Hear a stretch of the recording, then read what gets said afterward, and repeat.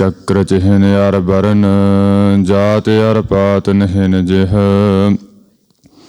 ਰੂਪ ਰੰਗ ਅਰ ਰੇਖ ਭੇਖ ਕੋ ਕਹਿ ਨਾ ਸਕਤ ਕਿਹ ਅਚਲ ਮੂਰਤ ਅਨਭਉ ਪ੍ਰਕਾਸ਼ ਅਮਿਤੋ ਜਿ ਹਿਜੈ ਕੋਟ ਇੰਦਰ ਇੰਦਰਾਣ ਸਾਹੇ ਸਾਹਾਣ ਗਣਿਜੈ ਤ੍ਰਿਭਵਨ ਮਹੀਪ ਸੁਰ ਨਰ ਅਸੁਰ ਨੇਤ ਨੇਤ ਬਨ ਤ੍ਰਿਣ ਕਹਿਤ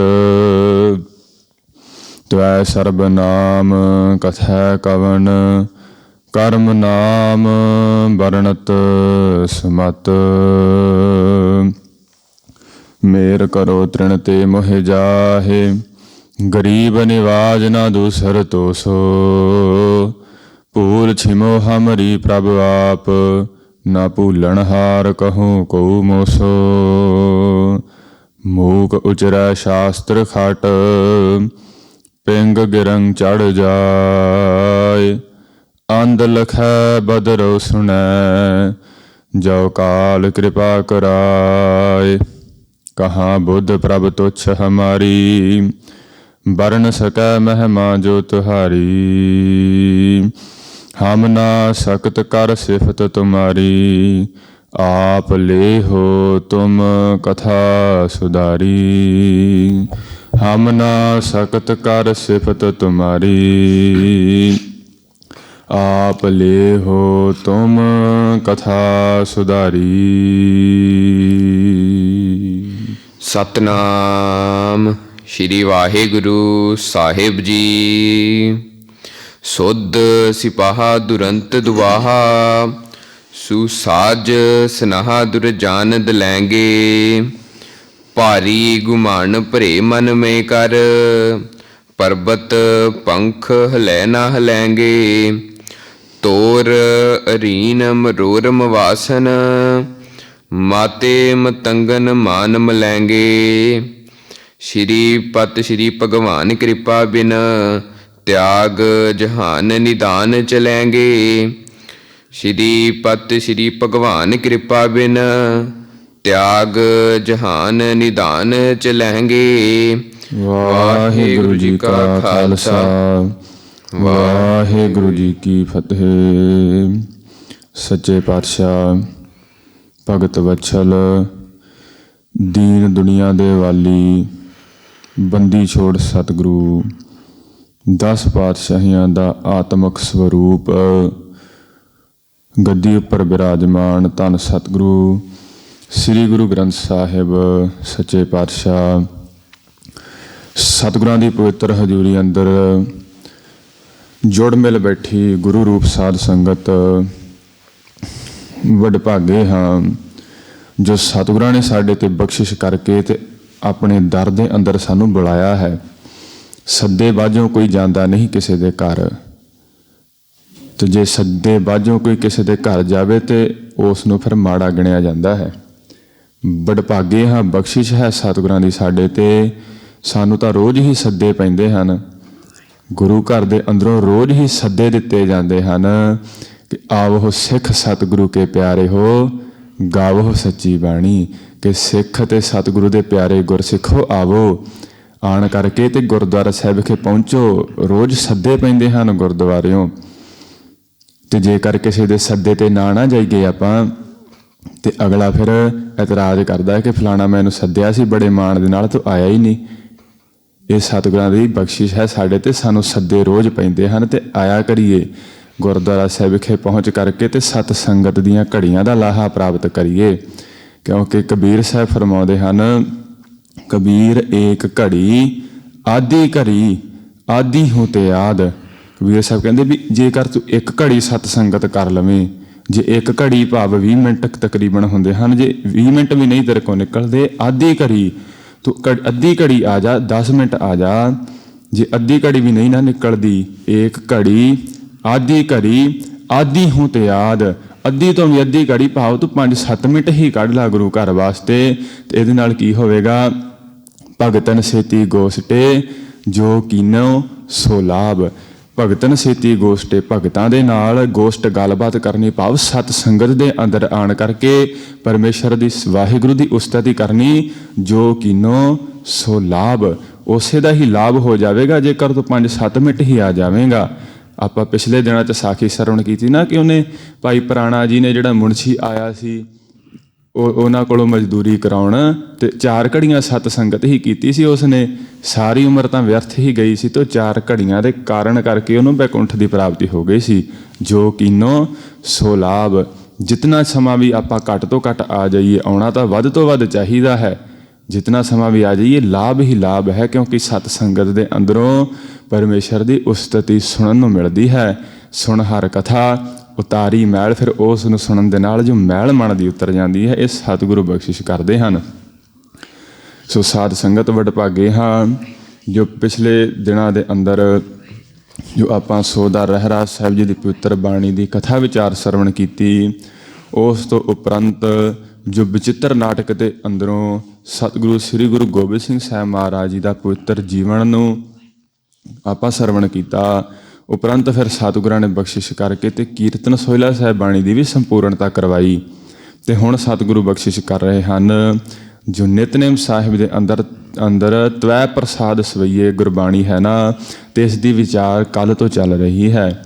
ਤੇ ਇਸ ਪਵਿੱਤਰ ਗੁਰਬਾਣੀ ਦੇ ਜੋ 4 ਸਵਈਏ ਹੋ ਗਏ ਸਨ ਅਤੇ ਕੁੱਲ ਸਵਈਏ 10 ਹਨ, ਤੇ ਅੱਜ ਯਤਨ ਕਰਾਂਗੇ ਸਤਿਗੁਰੂ ਕਿਰਪਾ ਕਰਨ ਇਹ ਸੰਪੂਰਨ ਹੋ ਜਾਣ। ਸਤਿਗੁਰੂ ਬਖਸ਼ਿਸ਼ ਕਰਨ। ਸਾਰੀ ਹੀ ਸੰਗਤ ਬੜੇ ਪ੍ਰੇਮ ਸਹਿਤ ਸਤਿਗੁਰਾਂ ਅੱਗੇ ਦੋਏ ਕਰ ਜੋੜ ਸੀਸ ਨਿਵਾ ਕਰਕੇ ਆਖੀਏ ਜੀ ਸਤਿਨਾਮ ਸ੍ਰੀ ਵਾਹਿਗੁਰੂ ਸਾਹਿਬ ਜੀ।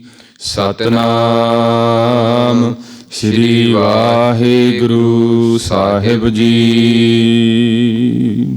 ਸੁਧ ਸਿਪਾਹਾ ਦੁਰੰਤ ਦੁਆਹਾ, ਜੋ ਸਤਿਗੁਰਾਂ ਨੇ ਬਖਸ਼ਿਸ਼ ਕਰ ਦਿੱਤੀ ਸੀ ਕਿ ਜੋ ਰਾਜਾ ਰਤਨ ਰਾਏ ਸਤਿਗੁਰਾਂ ਪਾਸ ਭੇਟਾਵਾਂ ਲੈ ਕੇ ਹਾਜ਼ਰ ਹੋਇਆ ਸੀ ਨਾ, ਤੇ ਉਸ ਨੇ ਸਤਿਗੁਰਾਂ ਪਾਸ ਬੇਨਤੀ ਕੀਤੀ ਕਿ ਸਤਿਗੁਰੂ ਮੇਰੇ ਪਾਸ ਰਾਜ ਭਾਗ ਤੁਹਾਡੀ ਬਖਸ਼ਿਸ਼ ਸਦਕਾ ਇਹ ਜਨਮ ਤੋਂ ਹੀ ਮੈਨੂੰ ਪ੍ਰਾਪਤ ਹੋਇਆ ਹੈ, ਪਰ ਕਿਰਪਾ ਕਰੋ ਕੋਈ ਉਪਦੇਸ਼ ਬਖਸ਼ੋ ਕਿ ਮਨ ਨੂੰ ਸ਼ਾਂਤੀ ਨਹੀਂ ਆਉਂਦੀ, ਮਨ ਨੂੰ ਸ਼ਾਂਤੀ ਆ ਜਾਵੇ। ਉਸ ਦੇ ਪ੍ਰਥਾਏ ਸਤਿਗੁਰਾਂ ਨੇ ਇਤਵੈ ਪ੍ਰਸਾਦ ਸਵਈਆਂ ਦੇ 10 ਸਵਈਏ ਜਿਹੜੇ ਉਚਾਰਨ ਕੀਤੇ ਸਨ। ਅਤੇ ਦੂਸਰਾ, ਜਿਸ ਸਮੇਂ ਜੋ ਪਹਾੜੀ ਰਾਜੇ ਸਤਿਗੁਰਾਂ ਪਾਸ ਆਏ ਸਨ ਨਾ, ਤੇ ਆਪਣਾ ਅਹੰਕਾਰ ਪ੍ਰਗਟ ਕਰ ਰਹੇ ਸਨ ਕਿ ਅਸੀਂ ਤੁਹਾਡੇ ਬਰਾਬਰ ਹੀ ਹਾਂ ਸਤਿਗੁਰੂ, ਅਸੀਂ ਤੁਹਾਡੇ ਬਰਾਬਰ ਦੇ ਹਾਂ, ਇਸ ਪ੍ਰਕਾਰ ਅਸੀਂ ਕਿਉਂ ਤੁਹਾਡੇ ਸਿੱਖ ਬਣੀਏ, ਸਾਡੇ ਕੋਲ ਆਪਦਾ ਰਾਜ ਭਾਗ ਹੈ। ਉਹਨਾਂ ਦਾ ਅਹੰਕਾਰ ਮਾਣ ਤੋੜਨ ਵਾਸਤੇ ਸਤਿਗੁਰਾਂ ਨੇ ਫਿਰ ਇਹ ਉਚਾਰਨ ਕੀਤੇ ਸਨ ਸਵਈਏ। ਅਤੇ ਇਹ ਸਵਈਆਂ ਦਾ ਪਾਠ ਸਤਿਗੁਰਾਂ ਨੇ ਅੰਮ੍ਰਿਤ ਦਾ ਬਾਟਾ ਤਿਆਰ ਕਰਨ ਵੇਲੇ ਵੀ ਪੜ੍ਹਿਆ ਸੀ। ਸੋ ਸਾਧ ਸੰਗਤ ਇਸ ਦੇ ਅੰਦਰ ਆਪਾਂ ਸਰਵਣ ਹੁਣ ਤੱਕ ਕਰ ਚੁੱਕੇ ਹਾਂ ਕਿ ਸਤਿਗੁਰਾਂ ਨੇ ਬਖਸ਼ਿਸ਼ ਕੀਤੀ ਇਹਨਾਂ ਰਾਜਿਆਂ ਦੇ ਬਾਬਤ ਕਿ ਤੁਸੀਂ ਜਿਤਨੇ ਮਰਜ਼ੀ ਤਕੜੇ ਰਾਜੇ ਬਣ ਜਾਵੋ, ਜਿਤਨੇ ਮਰਜ਼ੀ ਤਕੜੇ ਤੁਹਾਡੇ ਪਾਸ ਸੈਨਾਪਤੀ ਹੋਣ, ਸਾਰੇ ਦੇਸ਼ਾਂ ਦੇਸ਼ਾਂਤਰਾਂ ਨੂੰ ਤੁਸੀਂ ਜਿੱਤ ਲਵੋ, ਤੁਹਾਡੇ ਅੱਗੇ ਪਿੱਛੇ ਨਗਾਰੇ ਗੁੰਜਾਰਾਂ ਪਾਉਂਦੇ ਫਿਰਨ, ਸਾਰੀ ਪ੍ਰਿਥਵੀ 10 ਦਿਸ਼ਾਵਾਂ ਨੂੰ ਜੇਕਰ ਤੁਸੀਂ ਜਿੱਤ ਲਵੋ, ਹਰ ਪ੍ਰਕਾਰ ਦੇ ਯਤਨ ਤੀਰਥ ਇਸ਼ਨਾਨ ਕਰ ਲਵੋ, ਹਰ ਪ੍ਰਕਾਰ ਦੇ ਸੰਜਮ ਰੱਖ ਲਵੋ, ਵੇਦ ਪੁਰਾਣ ਕਿਤਾਬ ਕੁਰਾਨ ਪੜ੍ਹ ਲਓ, ਇਹਨਾਂ ਨੂੰ ਜਿਤਨਾ ਮਰਜ਼ੀ ਪੜ੍ਹ ਲਵੋ, ਪਰ ਜਿਤਨਾ ਚਿਰ ਉਸ ਪਰਮੇਸ਼ਰ ਦੇ ਨਾਲ ਪ੍ਰੇਮ ਨਹੀਂ ਨਾ ਤੁਹਾਡਾ ਬਣਿਆ, ਉਤਨਾ ਚਿਰ ਤੁਹਾਡਾ ਕਲਿਆਣ ਕਿਸੇ ਪ੍ਰਕਾਰ ਨਾਲ ਨਹੀਂ ਹੋ ਸਕੇਗਾ। ਤੁਹਾਡਾ ਇਹ ਕੀਤਾ ਹੋਇਆ ਰਾਜ ਭਾਗ ਕਿਸੇ ਲੇਖੇ ਨਹੀਂ ਪੈਣਾ। ਨੰਗੇ ਪੈਰੀ ਹੀ ਜਾਣਾ ਪਵੇਗਾ। ਨਾਂਗੇ ਪਾਵੋਂ ਤੇ ਗਏ ਜਿਨ ਕੇ ਲੱਖ ਕਰੋੜ, ਕਿ ਲੱਖਾਂ ਕਰੋੜਾਂ ਵਾਲੇ ਜਿਤਨੇ ਮਰਜ਼ੀ ਤੁਹਾਡੇ ਪਾਸ ਧਨ ਦੌਲਤ ਲਾਮ ਲਸ਼ਕਰ ਹੋਵੇ, ਜਾਣਾ ਨੰਗੇ ਪੈਰੀ ਹੀ ਹੈ। ਜਾਣਾ ਤਾਂ ਕੇਵਲ ਏਕ ਰਤੀ ਬਿਨ ਏਕ ਰਤੀ ਕੇ, ਜਿਹੜਾ ਏਕ ਰਤੀ ਪਰਮੇਸ਼ਰ ਨਾਲ ਪ੍ਰੇਮ ਕਰਨਾ ਹੈ ਨਾ, ਨਾਲ ਤਾਂ ਕੇਵਲ ਉਹੀ ਨਿਭਣਾ ਹੈ। ਜੇ ਉਹ ਪ੍ਰੇਮ ਨਾ ਕੀਤਾ ਪਰਮੇਸ਼ਰ ਦੇ ਨਾਲ, ਸਾਰੇ ਧਾਮੇ ਜਾਮੇ ਤਿਆਰ ਕੀਤੇ ਬਣਾਏ ਹੋਏ ਏਕ ਰੱਤੀ ਕੇ, ਇਹ ਰੱਤੀ ਜਿੰਨੀ ਇਹ ਰੱਖਦੇ ਹਨ ਹਸਤੀ, ਇਹ ਸਤਿਗੁਰਾਂ ਨੇ ਬਖਸ਼ਿਸ਼ ਕੀਤੀ ਸੀ। ਤੇ ਅੱਜ ਦੇ ਪਵਿੱਤਰ ਸ਼ਬਦ ਜੋ 5ਵੇਂ ਸਵਈਏ ਦੇ ਅੰਦਰ ਸਤਿਗੁਰੂ ਬਖਸ਼ਿਸ਼ ਕਰਦੇ ਹਨ, ਸੁਧ ਸਿਪਾਹ ਦੁਰੰਤ ਦਵਾਹ। ਜਿਹੜੇ ਸਿਪਾਹੀ ਜੇਕਰ ਕਿਸੇ ਰਾਜੇ ਦੇ ਪਾਸ ਸਿਪਾਹੀ ਹੋਣ, ਕਿਹੜੇ ਸਿਪਾਹੀ? ਸੁਧ ਸਿਪਾਹ। ਸੁਧ ਭਾਵ ਤਕੜੇ, ਚੁਣੇ ਹੋਏ, ਚੁਣ ਕੇ ਰੱਖੇ ਹੋਣ ਸਿਪਾਹੀ। ਕਿਉਂਕਿ ਜਿਸ ਸਮੇਂ ਫੌਜ ਦੇ ਅੰਦਰ ਭਰਤੀ ਹੁੰਦੀ ਹੈ ਨਾ, ਇਹ ਸਾਰਿਆਂ ਨੂੰ ਭਰਤੀ ਨਹੀਂ ਕੀਤਾ ਜਾਂਦਾ, ਉਹਨਾਂ ਦੇ ਵਿੱਚੋਂ ਉਹਨਾਂ ਨੂੰ ਚੁਣਿਆ ਜਾਂਦਾ ਹੈ ਚੁਣ ਚੁਣ ਕੇ ਰੱਖੇ ਜਾਂਦੇ ਹਨ। ਜਿਹੜੇ ਯੋਧੇ ਹੋਣ, ਕੱਦ ਕਾਠ ਹੋਵੇ ਜਿਨ੍ਹਾਂ ਦਾ, ਜਿਹੜੇ ਸੈਨਾ ਦੇ ਵਿੱਚ ਖੜੇ ਹੋਏ ਸ਼ੋਭਣ, ਇਸ ਪ੍ਰਕਾਰ ਨਾਲ ਚੁਣ ਚੁਣ ਕੇ ਜਿਹੜੇ ਸਿਪਾਹੀ ਤੁਸੀਂ ਭਾਵੇਂ ਰੱਖੇ ਹੋਣ ਹੈ ਰਾਜਿਓ, ਅਥਵਾ ਸੁੱਧ ਸਿਪਾਹ ਅਤੇ ਦੁਰੰਤ ਦੁਰਾਹ, ਤੇ ਜਿਹੜੇ ਦੁਰੰਤ ਦੁਬਾਹ ਜਿਨ੍ਹਾਂ ਦੀਆਂ ਦੋਵੇਂ ਬਾਹਾਂ ਦੇ ਅੰਦਰ ਇਤਨਾ ਬਲ ਹੋਵੇ, ਐਸੇ ਸਿਪਾਹੀ ਤੁਸੀਂ ਰੱਖ ਲਵੋ ਚੁਣ ਕੇ। ਦੁਬਾਹ ਦੋਹਾਂ ਬਾਹਾਂ ਦੇ ਅੰਦਰ ਇਤਨਾ ਬਲ ਹੋਵੇ, ਦੁਰੰਤ ਕਿ ਸ੍ਰੇਸ਼ਟ ਬਲ ਵਾਲੇ ਹੋਣ, ਵੈਰੀਆਂ ਨੂੰ ਝਟਪਟ ਹੀ ਦਬਾ ਲੈਣ ਤੇ ਉੱਠਣ ਹੀ ਨਾ ਦੇਣ, ਐਸੇ ਬਲਸ਼ਾਲੀ ਜੇਕਰ ਹੋਣ ਤੁਹਾਡੇ ਪਾਸ ਸਿਪਾਹੀ। ਅਥਵਾ ਸੁੱਧ ਸਿਪਾਹ, ਸੁੱਧ ਜਿਹੜੇ ਧਾਰਮਿਕ ਸਿਪਾਹੀ ਹੁੰਦੇ ਹਨ। ਇਸ ਪ੍ਰਕਾਰ ਨਾਲ ਇੱਕ ਤਾਂ ਸਿਪਾਹੀ ਹੋ ਗਏ ਕਿ ਉਹਨਾਂ ਨੂੰ ਕਹਿਤਾ, ਹੁਕਮ ਕਰਤਾ, ਪੈਸੇ ਦੇ ਕਰਕੇ ਤਨਖਾਹ ਦਿੱਤੀ ਤੇ ਉਹਨਾਂ ਨੂੰ ਕਹਿ ਫਲਾਣੇ ਨੂੰ ਕੁੱਟਾਓ ਜਾਂ ਫਲਾਣੇ ਨੂੰ ਕੁੱਟਾਓ। ਇਹ ਉਹ ਸਿਪਾਹੀ ਹੁੰਦੇ ਹਨ ਕਿ ਪੈਸੇ ਲੈ ਕੇ ਜਿਹਨੂੰ ਮਰਜ਼ੀ ਕੁੱਟ ਸਿੱਟਿਆ। ਪਰ ਇੱਕ ਹੁੰਦੇ ਹਨ ਧਾਰਮਿਕ ਸਿਪਾਹੀ, ਜਿਹੜੇ ਧਰਮ ਦੇ ਆਧਾਰ 'ਤੇ ਲੜਦੇ ਹਨ। ਜੇਕਰ ਕਿਸੇ ਦੇਸ਼ ਦੀ ਫੌਜ ਵਿੱਚ ਵੀ ਹੋਣ ਤਾਂ ਉਹ ਮਾੜਾ ਕਰਮ ਕਿਸੇ ਬੇਗੁਨਾਹ ਨੂੰ ਨਹੀਂ ਮਾਰਦੇ। ਇਸ ਪ੍ਰਕਾਰ ਜਿਹੜੇ ਧਾਰਮਿਕ ਸਿਪਾਹੀ ਜੇਕਰ ਤੁਹਾਡੇ ਪਾਸ ਹੋਣ, ਦੁਰੰਤ ਦੁਬਾਹ ਤੇ ਵੈਰੀਆਂ ਨੂੰ ਝਟਪਟ ਹੀ ਦੱਬ ਲੈਣ ਵਾਸਤੇ ਜੇਕਰ ਇਤਨੇ ਤਕੜੇ ਸਿਪਾਹੀ ਹੋਣ। ਸੁਸਾਜ ਸਨਾਹ ਦੁਰਜਾਨਦ ਲੈਂਗੇ। ਸੋ ਸਾਜ ਸਨਾਹ, ਸਾਜ ਭਾਵ ਸੱਜੇ ਹੋਏ ਸਿਪਾਹੀ ਜਿਹੜੇ ਤਕੜੇ, ਸਜਾਏ ਹੋਣ ਤੁਸੀਂ ਉਹਨਾਂ ਨੂੰ, ਸ਼ਸਤਰਾਂ ਦੇ ਨਾਲ ਸਜਾਇਆ ਹੋਵੇ। ਸਾਜ ਸਨਾਹ, ਸਨਾਹ ਜਿਹੜੀ ਸੰਜੋ ਹੁੰਦੀ ਹੈ, ਸੰਜੋ ਸਾਧ ਸੰਗਤ ਜਿਹੜੀ ਬਰੀਕ ਲੋਹੇ ਦੀਆਂ ਤਾਰਾਂ ਦੀ ਬਣੀ ਹੋਈ ਜਾਲੀ ਦੇ ਤਰ੍ਹਾਂ, ਉਹ ਕੱਪੜੇ ਦੀ ਤਰ੍ਹਾਂ ਉਹ ਬਣਾਇਆ ਹੁੰਦਾ ਹੈ। ਧਾਗੇ ਦੀ ਥਾਂ 'ਤੇ ਲੋਹੇ ਦੀ ਜਾਲੀ ਨਾਲ ਉਹ ਬੁਣਿਆ ਹੁੰਦਾ ਹੈ ਸੰਜੋ, ਜਿਹੜੇ ਇਹ ਸ਼ਸਤਰਾਂ ਦੇ ਵਾਰ ਨੂੰ ਰੋਕਦੀ ਹੈ। ਯੋਧੇ ਫਿਰ ਆਪਣੇ ਸਰੀਰ ਦੇ ਉੱਪਰ ਇਹ ਸੰਜੋ ਪਹਿਨਦੇ ਹਨ ਕਿ ਸ਼ਸਤਰਾਂ ਦਾ ਵਾਰ ਨਾ ਹੋ ਸਕੇ। ਸਤਿਗੁਰੂ ਫਰਮਾਉਂਦੇ, ਸੋ ਸਾਜ ਸਨਾਹ, ਸੱਜੇ ਹੋਣ ਤੁਹਾਡੇ ਸਿਪਾਹੀ, ਸਨਾਹ ਸੰਜੋਆਂ ਦੇ ਨਾਲ, ਭਿੰਨ ਭਿੰਨ ਪ੍ਰਕਾਰਾਂ ਦੇ ਸ਼ਸਤਰਾਂ ਨੂੰ ਰੋਕਣ ਵਾਲੇ ਸ਼ਸਤਰਾਂ ਦੇ ਨਾਲ ਉਹ ਸੱਜੇ ਹੋਣ। ਦੁਰਜਾਨ ਦਲੈਂਗੇ, ਤੇ ਦੁਰਜਾਨ ਜਿਹੜੇ ਦੁਰਜਨ ਹੁੰਦੇ ਹਨ ਨਾ, ਬੁਰੇ ਜਨ ਜਿਹੜੇ ਦੁਸ਼ਮਣ, ਦਲੈਂਗੇ ਉਹਨਾਂ ਨੂੰ ਦਲ ਦੇਣ ਵਾਲੇ, ਭਾਵ ਉਹਨਾਂ ਦੇ ਦਲਾਂ ਨੂੰ ਵੀ ਨਾਸ਼ ਕਰ ਦੇਣ ਵਾਲੇ, ਐਸੇ ਜੇਕਰ ਤੁਹਾਡੇ ਕੋਲ ਤਕੜੇ ਸਿਪਾਹੀ ਹੋਣ। ਭਾਰੀ ਗੁਮਾਨ ਭਰੇ ਮਨ ਮੈਂ ਕਰ। ਭਾਰੀ ਗੁਮਾਨ ਭਰੇ ਮਨ ਮੈਂ ਕਰ, ਅਗਲੇ ਬੰਨੇ ਭਾਰੀ ਗੁਮਾਨ ਭਰੇ ਮਨ ਮੈਂ, ਕਿ ਐਸਾ ਉਹਨਾਂ ਦੇ ਮਨ ਦੇ ਅੰਦਰ ਗੁਮਾਨ, ਜਿਹੜਾ ਮਾਣ ਅਹੰਕਾਰ ਇਤਨਾ ਉਹਨਾਂ ਦੇ ਮਨ, ਸਿਪਾਹੀਆਂ ਦੇ ਮਨ 'ਚ ਭਰਿਆ ਹੋਵੇ। ਕਰ ਪਰਬਤ ਪੰਖ ਹਲੇ ਨਾ ਹਲੈਂਗੇ। ਕਰ ਪਰਬਤ ਪੰਖ ਹਲੇ ਨਾ ਹਲੈਂਗੇ, ਇਤਨਾ ਗੁਮਾਨ ਉਹਨਾਂ ਦੇ ਮਨ ਵਿੱਚ ਹੋਵੇ ਕਿ ਉਹ ਇਹ ਕਹਿਣ ਕਿ ਜੇਕਰ ਪਹਾੜ ਪੰਖ ਲਗਾ ਕਰਕੇ ਉੱਡ ਸਕਦਾ ਹੈ, ਪਹਾੜ ਭਾਵੇਂ ਖੰਭ ਲਾ ਕਰਕੇ ਉੱਡ ਜਾਵੇ, ਪਰ ਨਾ ਹਲੈਂਗੇ। ਅਸੀਂ ਜੇਕਰ ਕਿਸੇ ਮੈਦਾਨ ਦੇ ਅੰਦਰ ਪੈਰ ਆਪਣਾ ਜਮਾ ਲਿਆ ਨਾ ਜੰਗ ਯੁੱਧ ਦੇ ਅੰਦਰ, ਸਾਨੂੰ ਕੋਈ ਫਿਰ ਉੱਥੋਂ ਹਿਲਾ ਨਹੀਂ ਸਕਦਾ।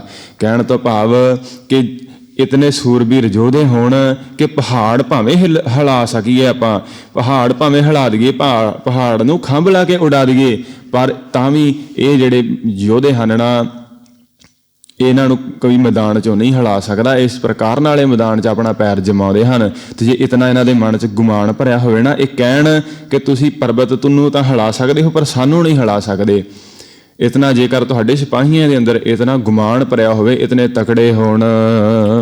ਤੋਰ ਅਰੀਨ ਮਰੋਰਮ ਵਾਸਨ। ਅਰੀਨ ਭਾਵ ਹੁੰਦਾ ਹੈ ਵੈਰੀ, ਤੇ ਜਿਹੜੇ ਵੈਰੀਆਂ ਨੂੰ ਤੋਰ ਅਰੀਨ, ਵੈਰੀਆਂ ਨੂੰ ਤੋੜਨ ਦੇ ਸਮਰੱਥ ਹੋਣ, ਹਰ ਪ੍ਰਕਾਰ ਦੇ ਨਾਲ ਤਰੋੜ ਮਰੋੜ ਦੇਣ। ਮਰੋਰ ਮਵਾਸਨ, ਤੇ ਜਿਹੜੇ ਮਵਾਸਨ ਹੁੰਦੇ ਹਨ ਬਾਗੀ, ਜਿਹੜੇ ਉਹਨਾਂ ਦੇ ਫਿਰ ਕਹਿਣੇ ਦੇ ਅੰਦਰ ਨਹੀਂ ਚੱਲਦੇ, ਉਹਨਾਂ ਦੇ ਕਾਨੂੰਨ ਦੇ ਅਨੁਸਾਰ ਨਹੀਂ ਚੱਲਦੇ, ਜਿਹੜੇ ਸਰਕਾਰ ਜਿਨ੍ਹਾਂ ਨੂੰ ਬਾਗੀ ਕਹਿ ਦਿੰਦੀ ਹੈ। ਤੇ ਮਰੋਰ ਮਵਾਸਨ, ਉਹ ਮਵਾਸਨ ਬਾਗੀਆਂ ਨੂੰ ਉਹ ਮਰੋੜਨ ਦੇ ਸਮਰੱਥ, ਉਹਨਾਂ ਨੂੰ ਖਤਮ ਕਰਨ ਦੇ ਸਮਰੱਥ ਹੋਣ ਤੁਹਾਡੇ ਸਿਪਾਹੀ ਜੇਕਰ। ਮਾਤੇ ਮਤੰਗਨ ਮਾਨਮ ਲਹਿੰਗੇ। ਮਾਤੇ ਮਤੰਗਣ, ਜਿਹੜੇ ਮੱਤੇ ਹੋਏ ਹਾਥੀ, ਮਸਤ ਹਾਥੀਆਂ ਦੇ ਮਾਣ ਨੂੰ ਵੀ ਮਲੈਂਗੇ, ਉਹਨਾਂ ਨੂੰ ਮਲਣ ਵਾਲੇ, ਉਹਨਾਂ ਦਾ ਮਸਤ ਹਾਥੀਆਂ ਦਾ ਵੀ ਮਾਣ ਖਤਮ ਕਰਨ ਵਾਲੇ ਐਸੇ ਯੋਧੇ ਹੋਣ।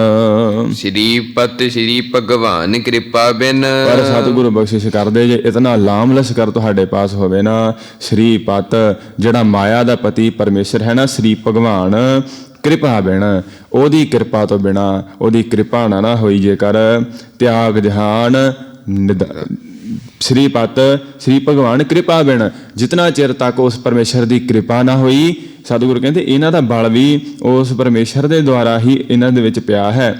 ਜਿਸ ਪ੍ਰਕਾਰ ਨਾਲ ਭਾਈ ਬਚਿੱਤਰ ਸਿੰਘ ਸਾਹਿਬ ਹੁਣਾਂ ਨੇ ਮਸਤ ਹਾਥੀ ਦੇ ਨਾਲ ਭਿੜ ਗਏ ਸੀ ਨਾ, ਨਾਗਣੀ ਦੇ ਨਾਲ ਉਸ ਦਾ ਮੱਥਾ ਪਾੜ ਦਿੱਤਾ ਸੀ, 7 ਤਵਿਆਂ ਨੂੰ ਚੀਰ ਕਰਕੇ ਨਾਗਣੀ ਉਸ ਦੇ ਮੱਥੇ 'ਚ ਖੁੱਭੀ ਸੀ, ਪਰ ਉਹਨਾਂ ਦਾ ਬਲ ਜਿਹੜਾ ਸੀ ਉਸ ਦੇ ਅੰਦਰ ਧੰਨ ਸਤਿਗੁਰੂ ਸ੍ਰੀ ਗੁਰੂ ਗੋਬਿੰਦ ਸਿੰਘ ਸਾਹਿਬ ਦੁਆਰਾ ਹੀ ਉਹਨਾਂ ਪ੍ਰਾਪਤ ਕੀਤਾ ਸੀ ਬਲ। ਇਹ ਬਲ ਪਰਮੇਸ਼ਰ ਦਾ ਹੀ ਹੈ। ਸਤਿਗੁਰੂ ਫਰਮਾਉਂਦੇ ਕਿਉਂਕਿ ਭਾਈ ਬਚਿੱਤਰ ਸਿੰਘ ਸਾਹਿਬ ਹੋਣਾ ਤੇ ਸਤਿਗੁਰਾਂ ਦੀ ਕਿਰਪਾ ਸੀ, ਕਿਰਪਾ ਕਰਕੇ ਹੀ ਉਹਨਾਂ ਨੇ ਇਹ ਉਸ ਮਸਤ ਹਾਥੀ ਦਾ ਮੁਕਾਬਲਾ ਕੀਤਾ। ਸਤਿਗੁਰੂ ਫਰਮਾਉਂਦੇ ਸ੍ਰੀਪਤ ਸ੍ਰੀ ਭਗਵਾਨ ਕਿਰਪਾ ਬਿਨ, ਪਰ ਜੇਕਰ ਉਸ ਪਰਮੇਸ਼ਰ ਦੀ ਕਿਰਪਾ ਨਾ ਹੋਵੇ ਇਹਨਾਂ ਤੇ ਤਿਆਗ ਜਹਾਨ ਨਿਧਾਨ ਚਲੈਂਗੇ। ਜੇ ਇੱਕ ਤਾਂ ਇਹਨਾਂ ਦੇ ਜੇਕਰ ਕਿਰਪਾ ਨਾ ਹੋਵੇ ਤੇ ਇਹਨਾਂ ਦੇ ਅੰਦਰ ਬਲ, ਕੋਈ ਵੀ ਇਹਨਾਂ ਦੇ ਅੰਦਰ ਬਲ ਨਹੀਂ ਆ ਸਕਦਾ, ਉਸ ਦੀ ਕਿਰਪਾ ਸਦਕਾ ਹੀ ਅਤੇ ਇਹਨਾਂ ਦੇ ਅੰਦਰ ਬਲ ਹੈ। ਅਥਵਾ ਤਿਆਗ ਜਹਾਨ ਨਿਦਾਨ ਚਲਾਂਗੇ, ਤੇ ਪਰਮੇਸ਼ਰ ਦੀ ਕਿਰਪਾ ਤੋਂ ਬਿਨਾਂ ਹੇ ਰਾਜੋ ਜੇਕਰ ਤੁਹਾਡੇ ਪਾਸ ਇਤਨਾ ਲਾਮ ਲਸ਼ਕਰ ਵੀ ਹੋਵੇ ਨਾ, ਤਿਆਗ ਜਹਾਨ, ਫਿਰ ਵੀ ਤੁਸੀਂ ਕਿਰਪਾ ਤੋਂ ਬਿਨਾਂ ਪਰਮੇਸ਼ਰ ਦੀ ਜੇਕਰ ਤੁਸੀਂ ਕਿਰਪਾ ਨਾ ਪ੍ਰਾਪਤ ਕਰ ਸਕੇ, ਤਿਆਗ ਜਹਾਨ ਨਿਦਾਨ ਚਲਾਂਗੇ। ਇੱਕ ਹੁੰਦਾ ਹੈ ਨਿਧਾਨ ਭਾਵ ਖਜ਼ਾਨਾ, ਇੱਥੇ ਸ਼ਬਦ ਹੈ ਨਿਦਾਨ ਦੱਦੇ ਨਾਲ, ਇਹਦਾ ਅਰਥ ਹੈ ਖਾਲੀ। ਨਿਦਾਨ ਚਲਾਂਗੇ, ਇਸ ਸੰਸਾਰ ਦੇ ਅੰਦਰੋਂ ਤੁਸੀਂ ਖਾਲੀ ਹੀ ਜਾਓਗੇ, ਨੰਗੇ ਪੈਰੀ ਹੀ ਜਾਓਗੇ। ਸ੍ਰੀਪਤ ਸ੍ਰੀ ਭਗਵਾਨ ਕਿਰਪਾ ਬਿਨ, ਸ੍ਰੀ ਭਗਵਾਨ ਦੀ ਪਰ ਵਾਹਿਗੁਰੂ ਦੀ ਕਿਰਪਾ ਤੋਂ ਬਿਨਾਂ ਜੇਕਰ ਤੁਸੀਂ ਉਹਦੀ ਕਿਰਪਾ ਨਾ ਪ੍ਰਾਪਤ ਕਰ ਸਕੇ, ਤਿਆਗ ਜਹਾਨ, ਇਸ ਜਹਾਨ ਨੂੰ ਛੱਡ ਕਰਕੇ ਤੇ ਇੱਥੋਂ ਖਾਲੀ ਜਾਓਗੇ। ਕਿਉਂਕਿ ਇਹ ਸਾਰਾ ਕੁਝ ਕੀਤਾ ਹੋਇਆ ਸਾਜ ਤੁਹਾਡਾ ਸਾਥ ਨਹੀਂ ਜਾਣਾ, ਸਾਥ ਕੇਵਲ ਤਾਂ ਕੇਵਲ ਪਰਮੇਸ਼ਰ ਦਾ ਜਪਿਆ ਹੋਇਆ ਨਾਮ ਤੇ ਪਰਮੇਸ਼ਰ ਦੀ ਪ੍ਰਾਪਤ ਕੀਤੀ ਹੋਈ ਕਿਰਪਾ ਨੇ ਹੀ ਸਾਥ ਜਾਣਾ ਹੈ। ਨਿਦਾਨ ਚਲਾਂਗੇ, ਤੁਸੀਂ ਖਾਲੀ ਹੀ ਜਾਓਗੇ ਇਤਨਾ ਰਾਜ ਭਾਗ ਕਰਕੇ ਵੀ। ਵੀਰ ਅਪਾਰ ਵੱਡੇ ਬਰਿਆਰ, ਜਿਹੜੇ ਵੀਰ ਯੋਧੇ ਅਪਾਰ, ਪਾਰਾਵਾਰ ਤੋਂ ਰਹਿਤ ਉਹਨਾਂ ਦਾ ਪਾਰ ਹੀ ਨਹੀਂ, ਇਤਨੇ ਬਲਸ਼ਾਲੀ ਇਤਨੇ ਸੁੰਦਰ ਜਿਹੜੇ ਯੋਧੇ, ਵੱਡੇ ਬਰਿਆਰ, ਵੱਡੇ ਬਹੁਤ ਵੱਡੇ ਬਰਿਆਰ ਬਲਸ਼ਾਲੀ, ਇਤਨੇ ਜੇਕਰ ਬਲਸ਼ਾਲੀ ਸੂਰਮੇ ਯੋਧੇ ਹੋਣ।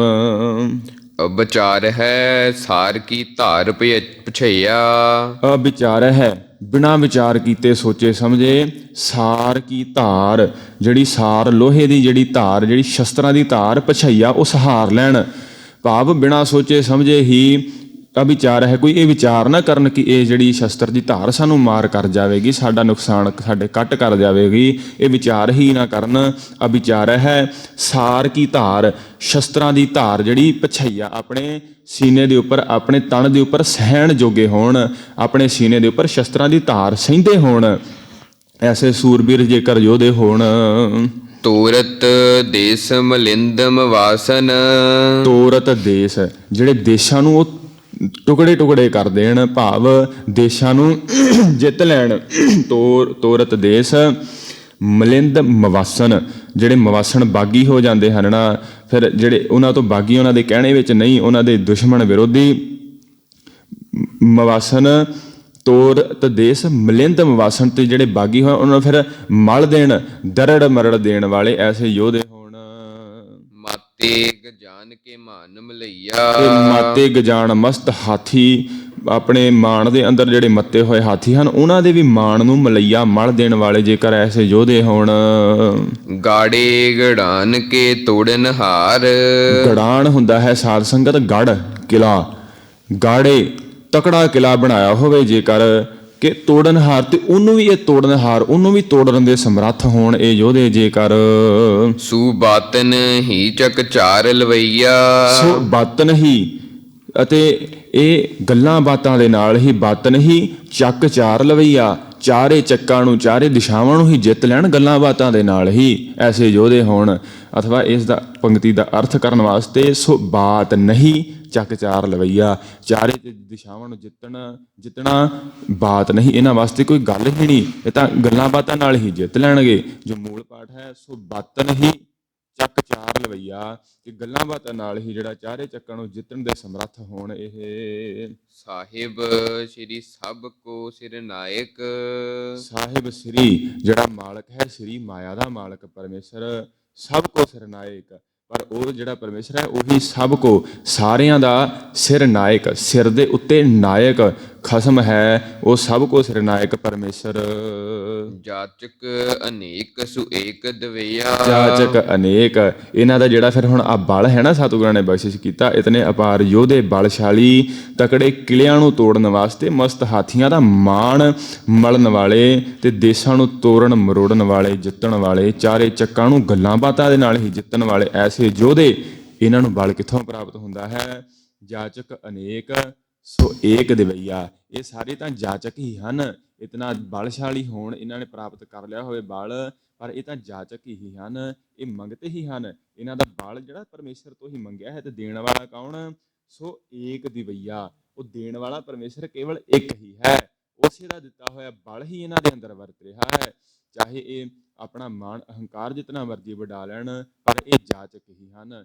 ਜਾਚਕ ਅਨੇਕ, ਇਹ ਅਨੇਕ ਬੇਅੰਤ ਹੀ ਜਾਚਕ ਹਨ। ਸਾਰੇ ਹੀ ਪਰਮੇਸ਼ਰ ਦੇ ਅੱਗੇ ਜਾਚਨਾ ਕਰਦੇ ਹਨ, ਬੇਨਤੀਆਂ ਕਰਦੇ ਹਨ। ਸੋ ਏਕ ਦਿਵਈਆ, ਦੇਣ ਵਾਲਾ ਪਰਮੇਸ਼ਰ ਤਾਂ ਕੇਵਲ ਇੱਕੋ ਹੀ ਹੈ। ਦਾਨਵ ਦੇਵ ਫਨਿੰਦ ਨਿਸਾਚਰ। ਦਾਨਵ ਭਾਵ ਜਿਹੜੇ ਦੈਂਤ ਹੁੰਦੇ ਹਨ, ਦਾਨਵ ਤੇ ਦੇਵ, ਦੇਵਤੇ ਦੈਂਤ, ਫਨਿੰਦ ਜਿਹੜੇ ਫਨਿੰਦ ਹੁੰਦੇ ਹਨ। ਫਨਿੰਦ ਨਾਗਾਂ ਦਾ ਪਤੀ ਜਿਹੜਾ ਸ਼ੇਸ਼ਨਾਗ ਹੈ, ਫਨਿੰਦ ਸ਼ੇਸ਼ਨਾਗ। ਨਿਸਾਚਰ ਜਿਹੜੇ ਨਿਸ਼ਾਚਰ, ਜਿਹੜੇ ਰਾਤ ਨੂੰ ਚੱਲਣ ਵਾਲੇ ਭੂਤ ਪ੍ਰੇਤ ਅਥਵਾ ਜਿਹੜੇ ਰਾਖਸ਼ਸ ਹੁੰਦੇ ਹਨ, ਰਾਤ ਨੂੰ ਚੱਲਣ ਵਾਲੇ। ਦਾਨਵ, ਦੇਵ, ਫਨਿੰਦ, ਨਿਸ਼ਾਚਰ, ਚਾਰਾਂ ਦਾ ਜ਼ਿਕਰ ਕੀਤਾ ਸਤਿਗੁਰਾਂ ਨੇ। ਫਿਰ ਸਰਵਣ ਕਰੀਏ। ਦਾਨਵ ਦੇਵ ਭਾਵ ਦੇਵਤੇ ਅਤੇ ਦੈਤ, ਫਨਿੰਦ ਜਿਹੜਾ ਸ਼ੇਸ਼ਨਾਗ, ਨਿਸ਼ਾਚਰ ਜਿਹੜੇ ਰਾਤ ਨੂੰ ਚੱਲਣ ਵਾਲੇ ਰਾਖਸ਼ਸ ਭੂਤ ਪ੍ਰੇਤ ਆਦਿਕ। ਭੂਤ ਭਵਿੱਖ ਭਵਾਨ ਜਪੈਂਗੇ। ਇਹ ਸਤਿਗੁਰੂ ਬਖਸ਼ਿਸ਼ ਕਰਦੇ, ਹੈ ਪਰਮੇਸ਼ਰ ਇਹ ਜਿਹੜੇ ਸਾਰੇ ਹਨ ਨਾ, ਇਹ ਜਪੈਂਗੇ, ਇਹ ਤੁਹਾਨੂੰ ਹੀ ਜਪਣਗੇ ਅਥਵਾ ਜਪ ਰਹੇ ਹਨ। ਕਿ ਭੂਤ ਭਵਿੱਖ ਭਵਾਨ, ਭੂਤ ਭਾਵ ਬੀਤੇ ਹੋਏ ਸਮੇਂ ਦੇ ਅੰਦਰ ਪਰਮੇਸ਼ਰ ਇਹ ਤੁਹਾਨੂੰ ਹੀ ਜਪਦੇ ਸੀ। ਭਵਿੱਖ ਆਉਣ ਵਾਲੇ ਸਮੇਂ ਦੇ ਅੰਦਰ ਪਰਮੇਸ਼ਰ ਇਹ ਤੁਹਾਨੂੰ ਹੀ ਜਪਣਗੇ, ਜਪੈਂਗੇ, ਜਪਣਗੇ। ਭਵਾਨ ਭਾਵ ਵਰਤਮਾਨ ਕਾਲ ਦੇ ਅੰਦਰ ਜਪੈਂਗੇ, ਵਰਤਮਾਨ ਕਾਲ ਦੇ ਅੰਦਰ, ਬੀਤ ਚੁੱਕੇ ਸਮੇਂ ਦੇ ਅੰਦਰ, ਆਉਣ ਵਾਲੇ ਸਮੇਂ ਦੇ ਅੰਦਰ ਇਹ ਪਰਮੇਸ਼ਰ ਜਿਹੜੇ ਦੇਵਤੇ ਦੈਤ ਸ਼ੇਸ਼ਨਾਗ ਅਤੇ ਜਿਹੜੇ ਨਿਸ਼ਾਚਰ ਰਾਤ ਨੂੰ ਚੱਲਣ ਵਾਲੇ ਹਨ ਰਾਖਸ਼ਸ, ਜਪੈਂਗੇ ਤੁਹਾਨੂੰ ਹੀ ਹੈ ਪਰਮੇਸ਼ਰ ਇਹ ਜਪਦੇ ਹਨ ਅਥਵਾ ਤੁਹਾਨੂੰ ਹੀ ਹਰ ਪ੍ਰਕਾਰ ਦੇ ਨਾਲ ਜਪਿਆ ਕਰਨਗੇ। ਜੀਵ ਜਿਤੇ ਜਲ ਮੈਂ ਥਲ ਮੈਂ। ਜੀਵ ਜਿਤੇ, ਜਿਤਨੇ ਵੀ ਜੀਵ ਹਨ, ਜੀਵ ਜਿਤੇ, ਜਲ ਮੈਂ ਭਾਵ ਪਾਣੀ ਦੇ ਅੰਦਰ, ਥਲ ਮੈਂ ਭਾਵ ਥਲ ਦੇ ਉੱਪਰ, ਧਰਤੀ ਦੇ ਉੱਪਰ ਅਥਵਾ ਰੇਗਿਸਤਾਨ ਦੇ ਉੱਪਰ ਜਿਤਨੇ ਵੀ ਜੀਵ ਹਨ। ਪਲ ਹੀ ਪਲ ਮੈਂ ਸਭ ਥਾਪ ਥਪੈਂਗੇ। ਪਰਮੇਸ਼ਰ ਤੁਹਾਡੀ ਹੀ ਕਿਰਪਾ ਦੇ ਨਾਲ, ਤੁਹਾਡੀ ਬਖਸ਼ਿਸ਼, ਤੁਹਾਡੀ ਦਿੱਤੀ ਹੋਈ ਜੋਤ, ਤੁਹਾਡੀ ਸੱਤਾ ਦੇ ਨਾਲ ਹੀ ਪਲ ਮੈਂ ਸਭ ਥਾਪ ਥਪੈਂਗੇ। ਪਲ ਦੇ ਅੰਦਰ ਹੀ, ਪਲਾਂ ਦੇ ਅੰਦਰ ਹੀ ਸਾਰਿਆਂ ਦੀ ਥਾਪਣਾ ਹੋ ਜਾਵੇਗੀ। ਥਾਪ ਥਪੈਂਗੇ, ਇਹ ਸਾਰੇ ਜਿਹੜੇ ਜੀਵ ਜਲ ਦੇ ਅੰਦਰ, ਜੀਵ ਜਿਤੇ ਜਲ ਮੈਂ ਥਲ ਮੈਂ, ਇਹ ਸਾਰੇ ਜਲ ਦੇ ਜੀਵ ਜਿਤਨੇ ਥਲ ਦੇ ਜੀਵ ਹਨ ਨਾ, ਇਹ ਸਾਰੇ ਹੀ ਪਰਮੇਸ਼ਰ ਦੀ ਸਭ ਥਾਪ ਥਪੈਂਗੇ। ਪਰਮੇਸ਼ਰ ਦੀ ਕਿਰਪਾ ਸਦਕਾ ਪਲ ਹੀ ਪਲ ਮੈਂ ਸਭ ਥਾਪ ਥਪੈਂਗੇ। ਇਹ ਖਿਣ ਪਲ ਦੇ ਅੰਦਰ ਹੀ ਇਹਨਾਂ ਦੀ ਥਾਪਣਾ ਹੋ ਜਾਂਦੀ ਹੈ। ਪਰਮੇਸ਼ਰ ਕਰਨ ਵਾਲਾ ਹੈ। ਪੁੰਨ ਪ੍ਰਤਾਪਨ ਬਾੜ ਜੈਤ। ਬਾੜ ਜੈਤ ਧੁਨ, ਜੈਤ ਧੁਨ ਭਾਵ ਜਿਹੜੇ ਪਰਮੇਸ਼ਰ ਦੀ ਧੁਨੀ ਦੇ ਸਦਕਾ, ਭਾਵ ਓੰਕਾਰ ਪਰਮੇਸ਼ਰ ਦੀ ਧੁਨੀ ਅਥਵਾ ਵਾਹਿਗੁਰੂ ਸਿਮਰਨ ਕਰਨਾ ਪਰਮੇਸ਼ਰ ਦੀ ਜੈਤ ਧੁਨ, ਜਿਹੜੇ ਪਰਮੇਸ਼ਰ ਦੀ ਧੁਨੀ ਹੈ, ਇਸ ਦੇ ਨਾਲ ਪ੍ਰਤਾਪਨ ਬਾੜ, ਪ੍ਰਤਾਪ ਵੱਧਦਾ ਹੈ, ਬਹੁਤ ਜ਼ਿਆਦਾ ਵੱਧ ਜਾਂਦਾ ਹੈ ਪ੍ਰਤਾਪ। ਕਿਹਨਾਂ ਦਾ? ਪੁੰਨ, ਪੁੰਨ ਕਰਨ ਦਾ ਜਿਹੜਾ ਪ੍ਰਤਾਪ ਹੈ ਨਾ, ਜੇਕਰ ਕੋਈ ਥੋੜਾ ਜਿਹਾ ਵੀ ਕੋਈ ਪੁੰਨ ਕਰਦਾ ਹੈ ਜੀਵ, ਪਰ ਜੇਕਰ ਉਹ ਨਾਲ ਜੈਤ ਧੁਨ ਭਾਵ ਪਰਮੇਸ਼ਰ ਦੀ ਧੁਨੀ ਉਚਾਰਦਾ ਹੈ, ਸਿਮਰਨ ਕਰਦਾ ਹੈ, ਪ੍ਰਤਾਪਨ ਬਾੜ, ਉਹ ਥੋੜੇ ਮਾਤਰ ਕੀਤੇ ਹੋਏ ਪੁੰਨਾਂ ਦਾ ਪ੍ਰਤਾਪ ਵੀ ਬਹੁਤ ਵੱਧ ਜਾਂਦਾ ਹੈ, ਉਹਨੂੰ ਬਹੁਤ ਵੱਧ ਕਰਕੇ ਫਲ ਮਿਲਦਾ ਹੈ। ਪੁੰਨ ਪ੍ਰਤਾਪਨ ਬਾੜ, ਪੁੰਨਾਂ ਦਾ ਪ੍ਰਤਾਪ ਬਾੜ ਵੱਧਦਾ ਹੈ ਜੈਤ ਧੁਨ, ਜਿਹੜੇ ਪਰਮੇਸ਼ਰ ਦੇ ਸਿਮਰਨ ਦੇ ਨਾਲ। ਪਾਪਨ ਕਿਹ ਬਹੁ ਪੁੰਜ ਖਪੈਂਗੇ। ਅਤੇ ਜੈਤ ਧੁਨ ਜਿਹੜੇ ਪਰਮੇਸ਼ਰ ਦੇ ਸਿਮਰਨ ਦੇ ਨਾਲ ਪਾਪਨ ਕੇ, ਪਾਪਾਂ ਦੇ ਬਹੁ ਪੁੰਜ ਭਾਵ ਪੁੰਜ, ਖਜ਼ਾਨੇ ਢੇਰਾਂ ਦੇ ਢੇਰ, ਬਹੁ ਪੁੰਜ ਖਪੈਂਗੇ, ਉਹ ਖਪ ਜਾਂਦੇ ਹਨ, ਨਾਸ ਹੋ ਜਾਂਦੇ ਹਨ। ਜੈਤ ਧੁਨ, ਪਰਮੇਸ਼ਰ ਦੇ ਜੈਤ ਧੁਨ, ਜਿਹੜੇ ਪਰਮੇਸ਼ਰ ਦੀ ਧੁਨੀ ਭਾਵ ਸਿਮਰਨ ਕਰਦੇ ਹਨ। ਸਿਮਰਨ ਦੇ ਨਾਲ ਪੁੰਨ ਜਿਹੜੇ ਆ ਉਹਨਾਂ ਦਾ ਪ੍ਰਤਾਪ ਵੱਧਦਾ ਹੈ। ਅਤੇ ਪਾਪਨ ਕੇ, ਪਾਪਾਂ ਦੇ ਬਹੁ ਪੁੰਜ, ਬੜੇ ਖਜ਼ਾਨੇ ਆਪਣੇ ਪਾਪਾਂ ਦੇ ਜੁੜੇ ਹੋਣ, ਆਪਣੇ ਢੇਰਾਂ ਦੇ ਢੇਰ ਲੱਗੇ ਹੋਣ, ਪਾਪ ਕਰ ਕਰਕੇ ਜੀਵਨੇ ਲਾਏ ਹੋਣ ਆਪਣੇ ਹਿਰਦੇ ਦੇ ਅੰਦਰ, ਪਾਪਣ ਕੇ ਬਹੁ ਪੁੰਜ ਕੀ ਹੋ ਜਾਣਗੇ? ਖਪੈਂਗੇ, ਨਾਸ ਹੋ ਜਾਣਗੇ। ਕਿਵੇਂ? ਜੈਤ ਧੁਨ, ਪਰਮੇਸ਼ਰ ਦਾ ਸਿਮਰਨ ਕਰਨ ਦੇ ਨਾਲ। ਸਤਿਗੁਰੂ ਬਖਸ਼ਿਸ਼ ਕਰਦੇ ਹਨ ਨਾ। ਆਪਾਂ ਕੱਲ੍ਹ ਵੀ ਸ਼ਬਦ ਦੇ ਅੰਦਰ ਪ੍ਰਮਾਣ ਵਾਹਿਗੁਰੂ ਰੱਖਿਆ ਦੇ ਸ਼ਬਦ ਦੇ ਅੰਦਰ ਸ਼ਬਦ ਆਪਾਂ ਸਰਵਣ ਕੀਤਾ ਸੀ ਨਾ। ਕੋਟ ਦੁਖਿਅੰ ਅਨੇਕ ਹੱਤਿਅੰ ਜਨਮ ਦਾਰਿਦ੍ਰੰ ਮਹਾ ਵਿਖਿਆਦੰ। ਨਾਸ ਕਿਵੇਂ ਹੁੰਦੇ ਹਨ? ਮਿਟੰਤ ਸਗਲ ਸਿਮਰੰਤ ਹਰ ਨਾਮ, ਨਾਨਕ ਜੈਸੇ ਪਾਵਕ ਕਾਸ਼ਟ ਭਸਮੰ ਕਰੋਤ। ਕਰੋੜਾਂ ਹੀ ਲੱਕੜਾਂ ਦੀਆਂ ਢੇਰਾਂ ਦੇ ਢੇਰ ਇੱਕ ਅੱਗ ਦੀ ਚਿੰਗਿਆੜੀ ਦੇ ਨਾਲ ਸੜ ਕੇ ਸਵਾਹ ਹੋ ਜਾਂਦੇ ਹਨ ਨਾ। ਇਸੇ ਹੀ ਪ੍ਰਕਾਰ ਪਾਪਨ ਕੇ ਬਹੁ ਪੁੰਜ ਖਪੈਂਗੇ, ਪਾਪਾਂ ਦੇ ਢੇਰਾਂ ਦੇ ਢੇਰ ਖਜ਼ਾਨੇ ਨਾਸ ਹੋ ਜਾਣਗੇ। ਕਿਵੇਂ? ਜੈਤ ਧੁਨ, ਪਰਮੇਸ਼ਰ ਦਾ ਧੁਨ ਉਚਾਰਨ ਦੇ ਨਾਲ, ਸਿਮਰਨ ਦੇ ਨਾਲ। ਸਾਧ ਸਮੂਹ ਪ੍ਰਸੰਨ ਫਿਰਹਿ ਜਗ। ਇਹ ਸਤਿਗੁਰੂ ਰਾਜਿਆਂ ਨੂੰ ਉਪਦੇਸ਼ ਦਿੰਦੇ ਹਨ। ਜਿਹੜੇ 22 ਧਾਰ ਦੇ ਰਾਜੇ ਆਏ ਸਨ ਨਾ, ਉਹਨਾਂ ਦਾ ਅਹੰਕਾਰ ਤੋੜ ਕਰਕੇ ਤੇ ਹੁਣ ਉਪਦੇਸ਼ ਦੇ ਰਹੇ ਹਨ। ਅਥਵਾ ਜਿਹੜਾ ਰਤਨ ਰਾਏ ਰਾਜਾ ਸਤਿਗੁਰਾਂ ਪਾਸ ਬੇਨਤੀ ਕੀਤੀ ਸੀ ਨਾ, ਉਸ ਨੇ ਆਣ ਕਰਕੇ ਤੇ ਉਹਨਾਂ ਨੂੰ ਫਿਰ ਇਹ ਬਚਨ ਸਤਿਗੁਰੂ ਬਖਸ਼ਿਸ਼ ਕਰਦੇ ਹਨ, ਉਪਦੇਸ਼, ਕਿ ਇਸ ਪ੍ਰਕਾਰ ਦੇ ਨਾਲ ਜੇਕਰ ਤੁਸੀਂ ਸਿਮਰਨ ਕਰੋਗੇ ਤਾਂ ਤੁਹਾਡੇ ਪੁੰਨਾਂ ਦਾ ਪ੍ਰਤਾਪ ਵਧੇਗਾ ਤੇ ਕੀਤੇ ਹੋਏ ਪਾਪ ਨਾਸ ਹੋਣਗੇ। ਤੇ ਸਤਿਗੁਰੂ ਹੁਣ ਫਰਮਾਉਂਦੇ, ਸਾਧ ਸਮੂਹ ਪ੍ਰਸੰਨ ਫਿਰੈ ਜਗ।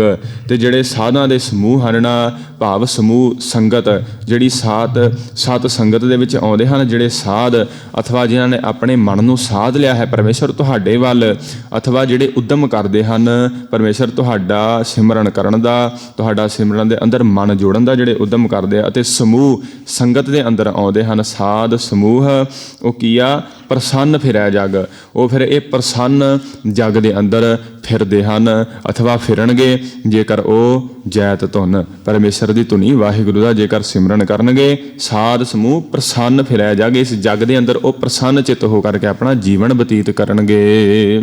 ਸਤਰ ਸਬਹਿ ਅਵਲੋਕ ਚ ਪਹਿੰਗੇ। ਜਿਹੜੇ ਸਾਰੇ ਸ਼ਤਰੂ ਹਨ ਨਾ, ਵੈਰੀ, ਇਹ ਪ੍ਰਤੱਖ ਇਸ ਸੰਸਾਰ ਦੇ ਅੰਦਰ ਵੈਰੀ, ਤੇ ਜਿਹੜੇ ਮਨ ਨੂੰ ਵੈਰੀ ਚਿੰਬੜੇ ਹੋਏ ਹਨ, ਪੰਜਾਂ ਵਿਕਾਰਾਂ ਦੀ ਬਰਾਬਰ ਜਿਹੜੇ 5 ਵਿਕਾਰ ਹਨ, ਵੈਰੀ ਹਨ ਜਿਹੜੇ, ਸਤਰ ਸਬੈ, ਸਾਰੇ ਹੀ ਅਵਲੋਕ ਚਪੈਂਗੇ ਭਾਵ ਚੁੱਪ ਹੋ ਜਾਣਗੇ, ਨਾਸ ਹੋ ਜਾਣਗੇ, ਖਤਮ ਹੋ ਜਾਣਗੇ। ਕਿਵੇਂ? ਅਵਲੋਕ, ਇਹਨਾਂ ਸਾਧੂਆਂ ਦੀ ਪ੍ਰਸੰਨਤਾ ਨੂੰ ਦੇਖ ਕਰਕੇ ਸਾਧ ਸਮੂਹ ਪ੍ਰਸੰਨ ਫਿਰੈ ਜਗ। ਇਹ ਸਾਧ ਸਮੂਹ ਜਿਹੜੇ ਪ੍ਰਸੰਨ ਫਿਰ ਰਹੇ ਹਨ, ਸਾਧ ਸੰਗਤ ਜਿਹੜੇ ਕਰਦੇ ਹਨ, ਜੇਕਰ ਉਹ ਸੰਸਾਰ ਦੇ ਅੰਦਰ ਪ੍ਰਸੰਨ ਹਨ,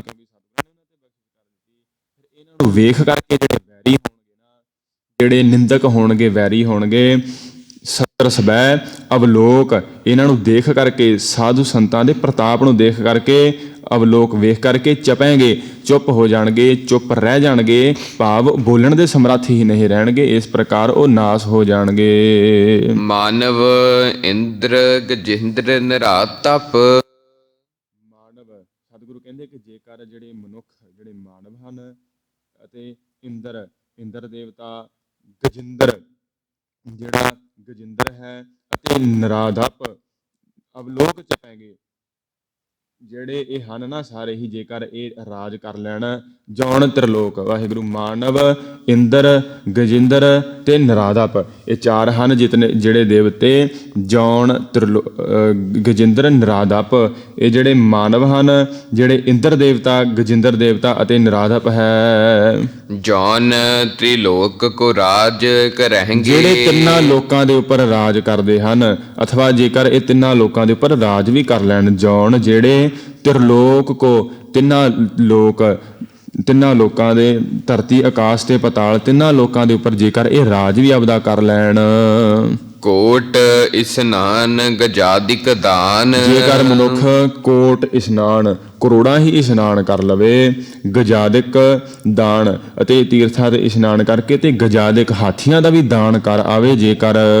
ਅਨੇਕ ਸੁਅੰਬਰ ਸਾਜ ਵਰੈਂਗੇ। ਅਨੇਕ ਸਵੰਬਰ ਸਾਜ, ਜਿਹੜੇ ਸਵੰਬਰ ਸਾਜ ਬਰੈਂਗੇ ਇਸਤਰੀਆਂ ਨੂੰ ਵਰਨਗੇ। ਜੇ ਪੁਰਾਣੇ ਸਮੇਂ ਜਿਸ ਸਮੇਂ ਇਸਤਰੀਆਂ ਨੂੰ ਵਿਆਹਣਾ ਹੁੰਦਾ ਸੀ ਨਾ ਤੇ ਸਵੰਬਰ ਰਚਿਆ ਜਾਂਦਾ ਸੀ। ਇਸ ਪ੍ਰਕਾਰ ਉਹ ਸਵੰਬਰ ਜਿਹਾ ਰਚ ਕੇ ਅਨੇਕ ਸਵੰਬਰ, ਅਨੇਕਾਂ ਸਵੰਬਰ ਰਚ ਕੇ ਤੇ ਸਾਜ ਸਜਾ ਕੇ ਰਚ ਕੇ ਬਰੈਂਗੇ। ਜੇਕਰ ਇਸ ਪ੍ਰਕਾਰ ਅਨੇਕਾਂ ਇਸਤਰੀਆਂ ਨੂੰ ਇਹ ਸਵੰਬਰ ਜਿਹਾ ਰਚ ਕੇ ਤੇ ਵਰ ਵੀ ਲੈਣ ਜੇਕਰ। ਬ੍ਰਹਮ ਮਹੇਸ਼ਰ ਬਿਸ਼ਨ ਸਚੀਪਤ। ਬ੍ਰਹਮ ਜਿਹੜਾ ਬ੍ਰਹਮਾ ਦੇਵ ਹੈ ਅਤੇ ਮਹੇਸ਼ਰ ਜਿਹੜਾ ਮਹਾਦੇਵ ਅਤੇ ਵਿਸ਼ਨ ਜਿਹੜਾ ਵਿਸ਼ਨੂੰ ਹੈ। ਸੱਚੀ ਪਤ, ਸੱਚੀ ਦਾ ਪਤੀ ਜਿਹੜਾ ਇੰਦਰ ਦੇਵਤਾ ਹੈ। ਅੰਤ ਫਸੇ ਜਮ ਫਾਸ ਬਖਸ਼ਿਸ਼ ਕਰਦੇ ਪਰਹਿੰਗੇ। ਹਨ ਸਾਰੇ ਹੀ ਜੇਕਰ ਇਹ ਤਿੰਨਾਂ ਲੋਕਾਂ ਦੇ ਅੰਦਰ ਵੀ ਰਾਜ ਕਰ ਲੈਣ, ਕਰੋੜਾਂ ਹੀ ਇਸ਼ਨਾਨ ਕਰ ਲੈਣ, ਅਨੇਕਾਂ ਸਵੰਬਰ ਸਾਜ ਰਚ ਕੇ ਤੇ ਇਸਤਰੀਆਂ ਨੂੰ ਵਿਆਹ ਲੈਣ, ਪਰ ਸਤਿਗੁਰੂ ਬਖਸ਼ਿਸ਼ ਕਰਦੇ ਅੰਤ ਫਸੇ। ਅੰਤ ਦੇ ਵੇਲੇ ਇਹ ਕਾਲ ਦੀ ਫਾਹੀ ਅੰਦਰ ਫਸ ਕੇ ਜਮ ਫਾਸ ਭਰਨਗੇ ਤੇ ਜਮਾਂ ਦੀ ਫਾਹੀ ਨੂੰ ਪੈਣਗੇ। ਜਮਾਂ ਦੀ ਫਾਹੀ ਇਹਨਾਂ ਨੂੰ ਪ੍ਰਾਪਤ ਹੋ ਜਾਵੇਗੀ ਜੇਕਰ ਇਹ ਇਤਨੇ ਲੋਕਾਂ ਦੇ ਰਾਜ ਵੀ ਕਰ ਲੈਣ, ਇਤਨਾ ਇਹ ਦਾਨ ਪੁੰਨ ਵੀ ਕਰ ਲੈਣ, ਹਾਥੀਆਂ ਦੇ ਦਾਨ ਦੇ ਆਉਣ, ਪਰ ਅੰਤ ਨੂੰ ਸਤਿਗੁਰੂ ਕਹਿੰਦੇ ਅੰਤ ਫਸੇ ਜਮ ਫਾਸ ਭਰਨਗੇ। ਇਹ ਜਮਾਂ ਦੀ ਫਾਹੀ ਨੂੰ ਕਿਉਂ ਪੈਣਗੇ? ਕਿਉਂਕਿ ਇਹਨਾਂ ਨੇ ਸਿਮਰਨ ਨਹੀਂ ਜੇਕਰ ਕੀਤਾ, ਜੇਕਰ ਇਹਨਾਂ ਨੇ ਪਰਮੇਸ਼ਰ ਦਾ ਪ੍ਰੇਮ ਨਹੀਂ ਕੀਤਾ, ਇੱਕ ਰਤੀ ਬਿਨ ਉਸ ਪਰਮੇਸ਼ਰ ਦਾ ਰਤੀ ਪ੍ਰੇਮ ਨਹੀਂ ਹਾਸਲ ਕੀਤਾ, ਇਸ ਪ੍ਰਕਾਰ ਦੇ ਨਾਲ ਪਰਮੇਸ਼ਰ ਦੀ ਕਿਰਪਾ ਦੇ ਪਾਤਰ ਨਹੀਂ ਬਣ ਸਕੇ ਜੇਕਰ, ਤਾਂ ਇਹ ਸਾਰਾ ਕੀਤਾ ਹੋਇਆ ਰਾਜ ਕੀਤੇ ਹੋਏ ਦਾਨ ਪੁੰਨ ਇਹਨਾਂ ਦਾ ਕੋਈ ਅਰਥ ਨਹੀਂ ਹੋਣਾ ਤੇ ਅੰਤ ਸਮੇਂ ਜਮਾਂ ਦੀ ਫਾਹੀ ਨੂੰ ਹੀ ਪੈਣਾ ਪਵੇਗਾ। ਇਸ ਅਥਵਾ ਜਮਾਂ ਦੀ ਫਾਹੀ ਨੂੰ ਪੈ ਕਰਕੇ ਤੇ ਬਾਰ-ਬਾਰ ਆਉਣਾ ਜਾਣਾ ਹੀ ਇਹਨਾਂ ਦਾ ਬਣਿਆ ਰਹੇਗਾ।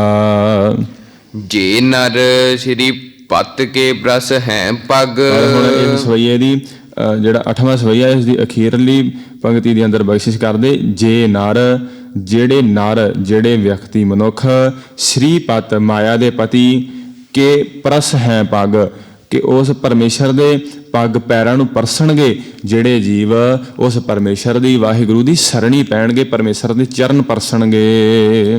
ਤੇ ਨਰ ਫੇਰ ਨ ਦੇਹਤ ਰਹਿਣਗੇ। ਤੇ ਨਰ ਉਹ ਮਨੁੱਖ, ਉਹ ਨਰ ਫੇਰ ਨਾ ਦੇਹ ਧਰਨਗੇ ਦੁਆਰਾ, ਉਹ ਫਿਰ ਇਹ ਦੇਹ ਦੇ ਅੰਦਰ ਨਹੀਂ ਆਉਣਗੇ।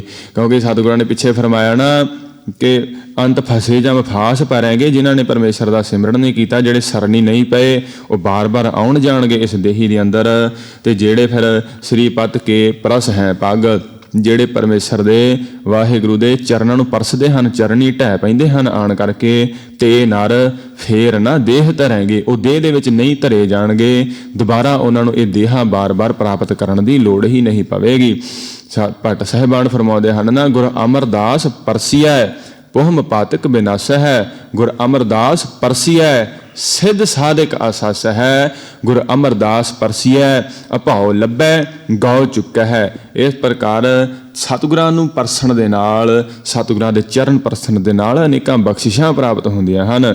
ਸਤਿਗੁਰੂ ਫਰਮਾਉਂਦੇ, ਜੇ ਨਰ, ਜਿਹੜੇ ਨਰ ਸ੍ਰੀ ਪਤ ਕੇ ਪ੍ਰਸ ਹੈ ਪੱਗ, ਤੇ ਨਰ ਉਹ ਮਨੁੱਖ ਫੇਰ ਨਾ ਦੇਹ ਧਰਨਗੇ, ਦੁਬਾਰਾ ਉਹਨਾਂ ਦਾ ਇਸ ਜੋਨਾਂ ਦੇ ਅੰਦਰ ਆਉਣਾ ਜਾਣਾ ਨਹੀਂ ਹੋਵੇਗਾ। ਕਹਾ ਭਇਓ ਜੋ ਦਉ ਲੋਚਨ। ਮੂੰਦ ਕੈ ਕਹਾਂ ਭਇਓ, ਕੀ ਹੋਇਆ? ਸਤਿਗੁਰੂ ਬਖਸ਼ਿਸ਼ ਕਰਦੇ, ਫਿਰ ਕੀ ਹੋ ਗਿਆ? ਜੋ ਦੋ ਲੋਚਨ ਮੂੰਦ ਕੈ, ਕਿ ਦੋਵੇਂ ਅੱਖਾਂ ਲੋਚਨ ਮੂੰਦ ਕੈ, ਤੁਸੀਂ ਬੰਦ ਕਰਕੇ ਸਮਾਧੀ ਲਗਾ ਲਈ ਜੇਕਰ। ਬੈਠ ਰਹਿਓ ਬਕ ਧਿਆਨ ਲਗਾਇਓ। ਅਤੇ ਇਸ ਪ੍ਰਕਾਰ ਦੋ ਲੋਚਨ ਮੂੰਦ ਕੇ ਬੈਠ ਰਹੇ ਹੋ, ਅਰਥ ਕਰਨ ਵਾਸਤੇ ਕਿ ਤੁਸੀਂ ਕੀ ਹੋ ਗਿਆ ਜੇਕਰ ਦੋਵੇਂ ਅੱਖਾਂ ਬੰਦ ਕਰਕੇ ਤੇ ਬੈਠੇ ਰਹੇ, ਭਾਵ ਤੁਸੀਂ ਸਮਾਧੀ ਲਗਾ ਲਈ, ਤੇ ਬੈਠ ਰਹੇ ਹੋ ਬਕ ਧਿਆਨ ਲਗਾਇਓ, ਅਤੇ ਬੈਠੇ ਰਹੇ ਸਮਾਧੀ ਲਗਾ ਕਰਕੇ, ਅੱਖਾਂ ਬੰਦ ਕਰਕੇ ਬਕ ਧਿਆਨ ਲਗਾਇਓ। ਬਗਲੇ ਦੀ ਨਿਆਈ, ਬਗਲੇ ਦੀ ਤਰ੍ਹਾਂ ਤੁਸੀਂ ਧਿਆਨ ਲਗਾ ਕਰਕੇ ਬੈਠ ਗਏ, ਕਿਉਂਕਿ ਬਗਲਾ ਹੁੰਦਾ ਹੈ ਨਾ, ਦੇਖਣ ਨੂੰ ਹੰਸ ਦੀ ਤਰ੍ਹਾਂ ਜਾਪਦਾ ਹੈ ਸਮੁੰਦਰ ਦੇ ਕਿਨਾਰੇ ਉੱਪਰ, ਉਹ ਫਿਰ ਅੱਖਾਂ ਬੰਦ ਕਰਕੇ ਬਗਲੇ ਦੀ ਤਰ੍ਹਾਂ ਇਸ ਤਰੀਕੇ ਨਾਲ ਬੈਠ ਜਾਂਦਾ ਹੈ। ਤੇ ਜਿਸ ਸਮੇਂ ਫਿਰ ਡੱਡੀ ਮੱਛੀ ਉਸ ਦੇ ਲਾਗੇ ਆਉਂਦੀ ਹੈ, ਝਾਟੀ ਝਪੱਟਾ ਮਾਰ ਕੇ ਉਹਨੂੰ ਖਾ ਲੈਂਦਾ ਹੈ, ਕਿਉਂਕਿ ਹੋਇਆ ਤਾਂ ਬਗਲਾ ਹੀ ਨਾ। ਸਤਿਗੁਰੂ ਕਹਿੰਦੇ ਬਗਲੇ ਦੀ ਨਿਆਈ ਤੂੰ ਅੱਖਾਂ ਬੰਦ ਕਰਕੇ ਲੋਕਾਂ ਨੂੰ ਭਰਮਾਉਣ ਵਾਸਤੇ ਬੈਠ ਰਹੇ ਹੋ, ਬਾਕੀ ਧਿਆਨ ਲਗਾਇਓ। ਬਗਲੇ ਦੀ ਨਿਆਈ ਤੂੰ ਧਿਆਨ ਲਗਾ ਕਰਕੇ ਬੈਠ ਗਿਆ ਹੈ, ਕੀ ਹੋ ਗਿਆ, ਇਹਦਾ ਕੋਈ ਫਾਇਦਾ ਨਹੀਂ। ਰਾਤ ਫਿਰਿਓ ਲਿਏ ਸਾਤ ਸਮੁੰਦਰਨ। ਨਾਤ ਫਿਰਿਓ ਲਈਏ, ਹਾਹਾ ਪੈਰ 'ਚ ਲੱਗਾ ਹੈ, ਨਾਤ ਫਿਰਿਓ ਲਈਏ ਸਾਤ ਸਮੁੰਦਰਨ। ਜਿਹੜੇ ਤੀਰਥਾਂ ਦੇ ਇਸ਼ਨਾਨ, ਜਿਹੜੇ 68 ਤੀਰਥਾਂ ਦੇ ਇਸ਼ਨਾਨ ਕਰਨ ਦੀ ਤਾਂ ਕਿਹੜੀ ਗੱਲ, ਜੇਕਰ ਤੂੰ ਨਹਾਤ ਫਿਰਿਓ ਲਈਏ ਸਾਤ ਸਮੁੰਦਰਨ, ਜੇ ਤੂੰ 7 ਸਮੁੰਦਰਾਂ ਦੇ ਵੀ ਇਸ਼ਨਾਨ ਤੂੰ ਕਰ ਲਵੇਂ ਜੇਕਰ। ਲੋਕ ਗਇਓ ਪਰ ਲੋਕ ਗਵਾਇਓ। ਇਹਦੇ ਨਾਲ ਹੋਵੇਗਾ ਕੀ, ਲੋਕ ਗਇਓ, ਇਹ ਜਿਹੜਾ ਤੂੰ ਲੋਕ ਹੈ ਨਾ ਇਸ ਸੰਸਾਰ 'ਚ, ਇਹ ਤੈਨੂੰ ਜੀਵਨ ਮਿਲਿਆ, ਲੋਕ ਗਇਓ, ਇਹ ਤੂੰ ਗਵਾ ਲਿਆ। ਕਿਵੇਂ ਗਵਾ ਲਿਆ? ਤੀਰਥਾਂ ਦੇ ਸਮੁੰਦਰਾਂ ਦੇ 7 ਸਮੁੰਦਰਾਂ ਦੇ ਇਸ਼ਨਾਨ ਦੇ ਵਿੱਚ ਹੀ ਲੱਗਾ ਰਿਹਾ, ਸਾਰੀ ਜ਼ਿੰਦਗੀ ਤੂੰ ਇਸ਼ਨਾਨ ਹੀ ਕਰਦਾ ਰਿਹਾ, ਪਰਮੇਸ਼ਰ ਦੇ ਨਾਲ ਪ੍ਰੇਮ ਸਿਮਰਨ ਤੂੰ ਕੀਤਾ ਹੀ ਨਹੀਂ, ਪ੍ਰੇਮ ਕੀਤਾ ਹੀ ਨਹੀਂ, ਇਸ ਕਰਕੇ ਲੋਕ ਗਇਓ। ਤੇਰਾ ਇਹ ਲੋਕ ਵੀ ਗਿਆ, ਖਰਾਬ ਵਿਅਰਥ ਚਲਾ ਗਿਆ, ਪਰਲੋਕ ਗਵਾਇਓ, ਤੇ ਜਿਹੜਾ ਪਰਲੋਕ ਹੈ ਉਹ ਵੀ ਤੇਰਾ ਖਤਮ ਨਾਸ ਹੋ ਗਿਆ। ਕਿਉਂ? ਕਿਉਂਕਿ ਇੱਥੇ ਸਿਮਰਨ ਨੇ ਕੀਤਾ, ਅਤੇ ਇਹੀ ਅਹੰਕਾਰ, ਇਹੀ ਪੰਡ ਸਿਰ ਤੇ ਚੱਕੀ ਰੱਖੀ ਕਿ ਮੈਂ ਬੜਾ ਵੱਡਾ ਤੀਰਥ ਇਸ਼ਨਾਨੀ ਹਾਂ, ਮੈਂ ਬੜੇ ਤੀਰਥਾਂ ਦੇ ਇਸ਼ਨਾਨ ਕਰ ਆਇਆ ਹਾਂ। ਇਸ ਪ੍ਰਕਾਰ ਦੇ ਨਾਲ ਤੇਰੇ ਇਸ਼ਨਾਨ ਕਰਨ ਦੇ ਨਾਲ ਤੇਰਾ ਲੋਕ ਵੀ ਗਿਆ ਤੇ ਪਰਲੋਕ ਗਵਾਇਓ, ਤੇਰਾ ਪਰਲੋਕ ਵੀ ਹੱਥੋਂ ਤੇਰੇ ਚਲਾ ਗਿਆ, ਉੱਥੇ ਵੀ ਤੈਨੂੰ ਸੁੱਖ ਪ੍ਰਾਪਤ ਨਾ ਹੋਇਆ। ਬਾਸ ਕੀਓ ਬਿਖਿਆਨ ਸੋ ਬੈਠ ਕੇ। ਜੇਕਰ ਤੂੰ ਬਾਸ ਕੀਓ, ਤੂੰ ਆਪਦਾ ਵਾਸਾ ਕਰ ਲਿਆ, ਬਿਖਿਆਨ ਸੋ ਬੈਠ ਕੇ, ਬਿਖਿਆਨ ਭਾਵ ਬਿਖਿਆਨ ਬ੍ਰਿਸ਼ ਤੋਂ ਬਣਿਆ, ਬਿਖਿਆਨ ਭਾਵ ਜੰਗਲਾਂ ਦੇ ਅੰਦਰ ਜੇਕਰ ਤੂੰ ਆਪਦਾ ਵਾਸਾ ਕਰ ਲਿਆ, ਘਰ-ਬਾਰ ਛੱਡ ਕੇ ਜੰਗਲ ਦੇ ਅੰਦਰ ਵੀ ਜੇਕਰ ਤੂੰ ਬੈਸ ਰਹੇ ਹੋ, ਉੱਥੇ ਜਾ ਕਰਕੇ ਬੈਠ ਗਿਆ। ਐਸੇ ਹੀ ਐਸੇ ਸੋ ਬੈਸ ਬਿਤਾਇਓ। ਐਸੇ ਹੀ ਐਸੇ, ਇਸ ਤਰੀਕੇ ਦੇ ਨਾਲ, ਇਸੇ ਹੀ ਪ੍ਰਕਾਰ ਦੇ ਨਾਲ, ਐਸੇ ਹੀ ਐਸੇ ਸੋ ਬੈਸ ਬਿਤਾਇਓ, ਜੇਕਰ ਤੂੰ ਇਸ ਜੰਗਲਾਂ ਦੇ ਅੰਦਰ ਵਾਸਾ ਕਰਕੇ ਤੂੰ ਉੱਥੇ ਹੀ ਸਾਰੀ ਉਮਰ ਬੈਸ ਬਿਤਾਇਓ, ਆਪਦੀ ਬੈਸ ਉਮਰ ਜਿਹੜੀ ਬਿਤਾ ਲਈ ਜੇਕਰ ਤੂੰ ਉੱਥੇ। ਅਥਵਾ ਵਿਖਿਆਨ ਸੋ, ਜਿਹੜੇ ਵਿਸ਼ਿਆਂ ਵਿਕਾਰਾਂ ਦੇ ਨਾਲ, ਵਿਸ਼ਿਆਂ ਵਿਕਾਰਾਂ ਦੀ ਸੰਗਤ ਵਿੱਚ ਬੈਠ ਕਰਕੇ, ਵਿਕਾਰਾਂ ਦੀ ਸੰਗਤ ਦੇ ਅੰਦਰ ਬਾਸ ਕੀਓ, ਵਿਖਿਆਨ ਸੋ ਬੈਠ ਕੇ, ਤੂੰ ਵਿਸ਼ਿਆਂ ਦੇ ਨਾਲ ਆਪਦਾ ਵਾਸਾ ਕਰਨਾ ਕਰ ਲਿਆ, ਵਿਸ਼ਿਆਂ ਵਿਕਾਰਾਂ ਦੇ ਨਾਲ ਤੂੰ ਵਾਸਾ ਰਿਹਾ ਹਰ ਵਕਤ। ਐਸੇ ਹੀ ਐਸੇ ਸੋ ਬੈਸ ਬਿਤਾਇਓ, ਤੂੰ ਇਵੇਂ ਹੀ ਆਪਣੀ ਸਾਰੀ ਉਮਰ ਜਿਹੜੀ ਜ਼ਿੰਦਗੀ ਵਿਕਾਰਾਂ ਦੇ ਅੰਦਰ ਹੀ ਜੇਕਰ ਬਤੀਤ ਕਰ ਦਿੱਤੀ। ਸਾਚ ਕਹਉ ਸੁਨ ਲਿਹੋ ਸਬਹਿ ਜਿਨ। ਸਾਚ ਕਹੂੰ ਸੁਨ ਲਿਹੋ ਸਬੈ, ਸਾਚ ਕਹੂੰ, ਸਤਿਗੁਰੂ ਸ੍ਰੀ ਗੁਰੂ ਗੋਬਿੰਦ ਸਿੰਘ ਸਾਹਿਬ ਮਹਾਰਾਜ ਬਖਸ਼ਿਸ਼ ਕਰਦੇ ਕਿ ਹੇ ਸਿੱਖ, ਹੇ ਸਿੱਖੋ, ਇਹ ਪਿਆਰਿਓ ਸੁਣਨਾ ਕਰੋ, ਸਾਚ ਕਹੂੰ ਸੁਣ ਲਿਹੋ ਸਭੈ, ਸਾਰੇ ਸੁਣਨਾ ਕਰੋ। ਅਥਵਾ ਸਤਿਗੁਰੂ ਫਰਮਾਉਂਦੇ ਹਨ, ਹੇ ਰਾਜਿਓ, ਬਹਾਈ ਧਾਰ ਦੇ ਰਾਜੇ ਅਤੇ ਹੇ ਰਾਜਾ ਰਤਨ ਰਾਏ, ਇਹ ਸਾਚ ਕਹੂੰ, ਮੈਂ ਸੱਚ ਕਹਿਣਾ ਹਾਂ, ਮੇਰੀ ਗੱਲ ਸੁਣੋ। ਜਿਨ ਪ੍ਰੇਮ ਕੀਓ ਤਿਨ ਹੀ ਪ੍ਰਭ ਪਾਇਓ। ਜਿਨ ਪ੍ਰੇਮ ਕੀਓ, ਇਹ ਸਤਿਗੁਰੂ ਸੱਚੋ ਸੱਚ ਵਿਖਿਆਨ ਕਰਦੇ ਹਨ। ਜਿਨ ਪ੍ਰੇਮ ਕੀਓ, ਜਿਨ੍ਹਾਂ ਨੇ ਪ੍ਰੇਮ ਕੀਤਾ ਹੈ ਨਾ, ਤਿਨ ਹੀ ਪ੍ਰਭ ਪਾਇਓ, ਉਹਨਾਂ ਨੇ ਹੀ ਪਰਮੇਸ਼ਰ ਦੀ ਪ੍ਰਾਪਤੀ ਕੀਤੀ ਹੈ। ਜਿਨ ਪ੍ਰੇਮ ਕੀਓ, ਜਿਨ੍ਹਾਂ ਨੇ ਪਰਮੇਸ਼ਰ ਦਾ ਪ੍ਰੇਮ ਪ੍ਰਾਪਤ ਕਰ ਲਿਆ ਹੈ। ਏਕ ਰਤੀ ਬਿਨ ਏਕ ਰਤੀ ਕੇ, ਇਸ ਰਤੀ ਜਿਹੜਾ ਪ੍ਰੇਮ ਹੈ ਨਾ, ਰਤੀ, ਉਹ ਤੋਂ ਬਿਨਾਂ ਕੋਈ ਹਸਤੀ ਨਹੀਂ ਹੈ ਤੁਹਾਡੀ, ਕੋਈ ਤੁਹਾਡੀ ਬਾਤ ਨਹੀਂ ਪੁੱਛੇਗਾ। ਜਿਨ ਪ੍ਰੇਮ ਕੀਓ ਤਿਨ ਹੀ ਪ੍ਰਭ ਪਾਇਓ। ਜਿਤਨੇ ਮਰਜੀ ਤੁਸੀਂ ਕਰਮ ਕਾਂਡ ਕਰ ਲਵੋ, 7 ਸਮੁੰਦਰ ਨਹਾਵੋ, ਤੇ ਬਗਲੇ ਦੀ ਤਰ੍ਹਾਂ ਧਿਆਨ ਲਗਾ ਕਰਕੇ ਵੀ ਬੈਠ ਜਾਓ, ਤੇ ਬਣਵਾਸੀ ਹੋ ਜਾਓ, ਜੰਗਲਾਂ ਦੇ ਅੰਦਰ ਵੀ ਵਾਸ ਕਰ ਲਓ, ਪਰ ਪਰਮੇਸ਼ਰ ਦੀ ਪ੍ਰਾਪਤੀ ਨਹੀਂ। ਪ੍ਰਾਪਤੀ ਕੇਵਲ ਤਾਂ ਕੇਵਲ ਜਿਨ ਪ੍ਰੇਮ ਕੀਓ ਤਿਨ ਹੀ ਪ੍ਰਭ ਪਾਇਓ। ਪਰਮੇਸ਼ਰ ਤਾਂ ਪ੍ਰੇਮ ਦਾ ਬੱਜਾ ਹੈ, ਭਗਤਾਂ ਦੇ ਪ੍ਰੇਮ ਦਾ ਬੱਜਾ ਹੈ ਪਰਮੇਸ਼ਰ। ਕਹਾਂ ਭਇਓ ਜੋ ਤਨ ਭਇਓ ਛਿਨ ਛਿਨ, ਪ੍ਰੇਮ ਜਾਏ ਤਾਂ ਡਰ ਪੈ ਤੇਰੋ ਜਨ। ਸਤਿਗੁਰੂ ਫਰਮਾਉਂਦੇ ਕਿ ਕਹਾਂ ਭਇਓ, ਫਿਰ ਕੀ ਹੋ ਗਿਆ ਜੇਕਰ ਮੇਰਾ ਤਨ ਭਇਓ, ਜਿਹੜਾ ਤਨ ਛਿਨ ਛਿਨ ਟੁਕੜੇ ਟੁਕੜੇ ਵੀ ਹੋ ਗਿਆ ਜੇਕਰ, ਫਿਰ ਕੀ ਹੋਇਆ, ਕੋਈ ਵੱਡੀ ਗੱਲ ਨਹੀਂ। ਪਰ ਵੱਡੀ ਗੱਲ ਉਦੋਂ ਹੁੰਦੀ ਹੈ ਪ੍ਰੇਮ ਜਾਏ ਤਾਂ ਡਰ ਪੈ ਤੇਰੋ ਜਨ, ਜਦੋਂ ਤੁਹਾਡਾ ਪ੍ਰੇਮ ਸਾਡੇ ਤੋਂ ਵਿਛੜਦਾ ਹੈ ਨਾ, ਸਾਡਾ ਪ੍ਰੇਮ ਪਰਮੇਸ਼ਰ ਤੁਹਾਡੇ ਨਾਲ ਵਿਛੜਦਾ ਹੈ, ਟੁੱਟਦਾ ਹੈ, ਤਾਂ ਉਹ ਡਰ ਪੈ ਤੇਰੋ ਜਨ। ਸਾਨੂੰ ਇਸੇ ਗੱਲ ਦਾ ਹੀ ਡਰ ਹੈ, ਸਾਨੂੰ ਇਹ ਡਰ ਨਹੀਂ ਕਿ ਸਾਡਾ ਸਰੀਰ ਟੋਟੇ ਟੋਟੇ ਨਾਸ ਹੋ ਜਾਵੇ, ਸਾਨੂੰ ਕੋਈ ਇਸ ਗੱਲ ਦੀ ਪਰਵਾਹ ਨਹੀਂ। ਸਾਨੂੰ ਪਰਵਾਹ ਤਾਂ ਕੇਵਲ ਉਸ ਪਰਮੇਸ਼ਰ ਦੇ ਨਾਲ ਪ੍ਰੇਮ ਦੀ ਹੈ, ਕਿਤੇ ਪ੍ਰੇਮ ਟੁੱਟ ਨਾ ਜਾਵੇ। ਸਾਨੂੰ ਹੋਰ ਕਿਸੇ ਵਸਤੂ ਦੀ, ਕਿਸੇ ਦੁਨਿਆਵੀ ਜੀਵ ਨੂੰ, ਕਿਸੇ ਰਿਸ਼ਤੇਦਾਰ ਨੂੰ ਖੁਸ਼ ਕਰਨ ਦੀ ਸਾਨੂੰ ਕੋਈ ਪਰਵਾਹ ਨਹੀਂ, ਸਾਨੂੰ ਕੋਈ ਚਿੰਤਾ ਨਹੀਂ। ਅਸੀਂ ਕਿਸੇ ਨੂੰ ਖੁਸ਼ ਨਹੀਂ ਕਰਨਾ। ਅਸੀਂ ਕੇਵਲ ਤਾਂ ਕੇਵਲ ਪਰਮੇਸ਼ਰ ਦੀ ਪ੍ਰਾਪਤੀ, ਉਸ ਦੀ ਪ੍ਰੇਮ ਦੀ ਪ੍ਰਾਪਤੀ ਹੀ ਲੈਣੀ ਹੈ, ਉਸ ਨੂੰ ਹੀ ਖੁਸ਼ ਕਰਨਾ ਹੈ। ਸੰਸਾਰ ਨੂੰ ਜਿਹੜੇ ਭਗਤ ਜਨ ਹਨ ਨਾ, ਉਹ ਸੰਸਾਰ ਨੂੰ ਪਰਚਾਉਣ ਦੇ, ਸੰਸਾਰ ਨੂੰ ਖੁਸ਼ ਨਹੀਂ ਰੱਖਦੇ ਕਿ ਸੰਸਾਰ ਕੀ ਕਵੇਗਾ। ਉਹਨਾਂ ਦਾ ਤਾਂ ਕੇਵਲ ਉਹਨਾਂ ਨੂੰ ਚਿੰਤਾ ਹੀ ਹਰ ਵਕਤ ਇਹੀ ਬਣੀ ਰਹਿੰਦੀ ਹੈ, ਪ੍ਰੇਮ ਜਾਏ ਤਾਂ ਡਰ ਪੈ ਤੇਰੋ ਜਾਣ। ਉਹਨਾਂ ਨੂੰ ਇਹੀ ਡਰ ਹੈ ਕਿਤੇ ਪਰਮੇਸ਼ਰ ਦੇ ਨਾਲ ਕੋਈ ਕਾਰਜ ਕਰ ਲਈਏ ਅਜਿਹਾ ਅਸੀਂ ਕਿ ਪਰਮੇਸ਼ਰ ਦੇ ਨਾਲ ਸਾਡਾ ਪ੍ਰੇਮ ਨਾ ਕਿਤੇ ਟੁੱਟ ਜਾਵੇ। ਇਹ ਹੁੰਦੀ ਹੈ ਭਗਤਾਂ ਦੀ ਬਿਰਤੀ, ਕਿਉਂਕਿ ਭਗਤ ਹਨ ਨਾ, ਉਹ ਪਰਮੇਸ਼ਰ ਨੂੰ ਫਿਰ ਇਹ ਬੰਨ੍ਹ ਲੈਂਦੇ ਹਨ ਆਪਣੇ ਪ੍ਰੇਮ ਦੇ ਨਾਲ। ਪ੍ਰੇਮ ਕੀ ਜੇਵਰੀ ਬਾਧਿਓ ਤੇਰੋ ਜਨ ਕਹਿ ਰਵਿਦਾਸ ਛੁਟਬੋ ਕਵਣ ਗੁਣ। ਭਗਤ ਹਨ ਨਾ, ਪਰਮੇਸ਼ਰ ਨੂੰ ਫਿਰ ਸਿੱਧਾ ਆਖਦੇ ਹਨ ਕਿ ਤੇਰੇ ਜਨ ਹੈ ਪਰਮੇਸ਼ਰ, ਤੇਰੇ ਜਨ ਨੇ, ਤੁਹਾਡੇ ਪ੍ਰੇਮੀ ਨੇ ਤੁਹਾਨੂੰ ਪ੍ਰੇਮ ਦੀ ਜੇਵਰੀ ਸੰਗਲੀ ਦੇ ਨਾਲ, ਪ੍ਰੇਮ ਦੇ ਨਾਲ ਤੁਹਾਨੂੰ ਬੰਨਿਆ ਹੋਇਆ ਹੈ। ਹੁਣ ਕਹਿ ਰਵਿਦਾਸ ਛੁਟਬੋ ਕਵਣ ਗੁਣ, ਹੈ ਪਰਮੇਸ਼ਰ ਤੂੰ ਹੁਣ ਕਿਵੇਂ ਛੁੱਟੇਗਾ ਸਾਡੇ ਤੋਂ।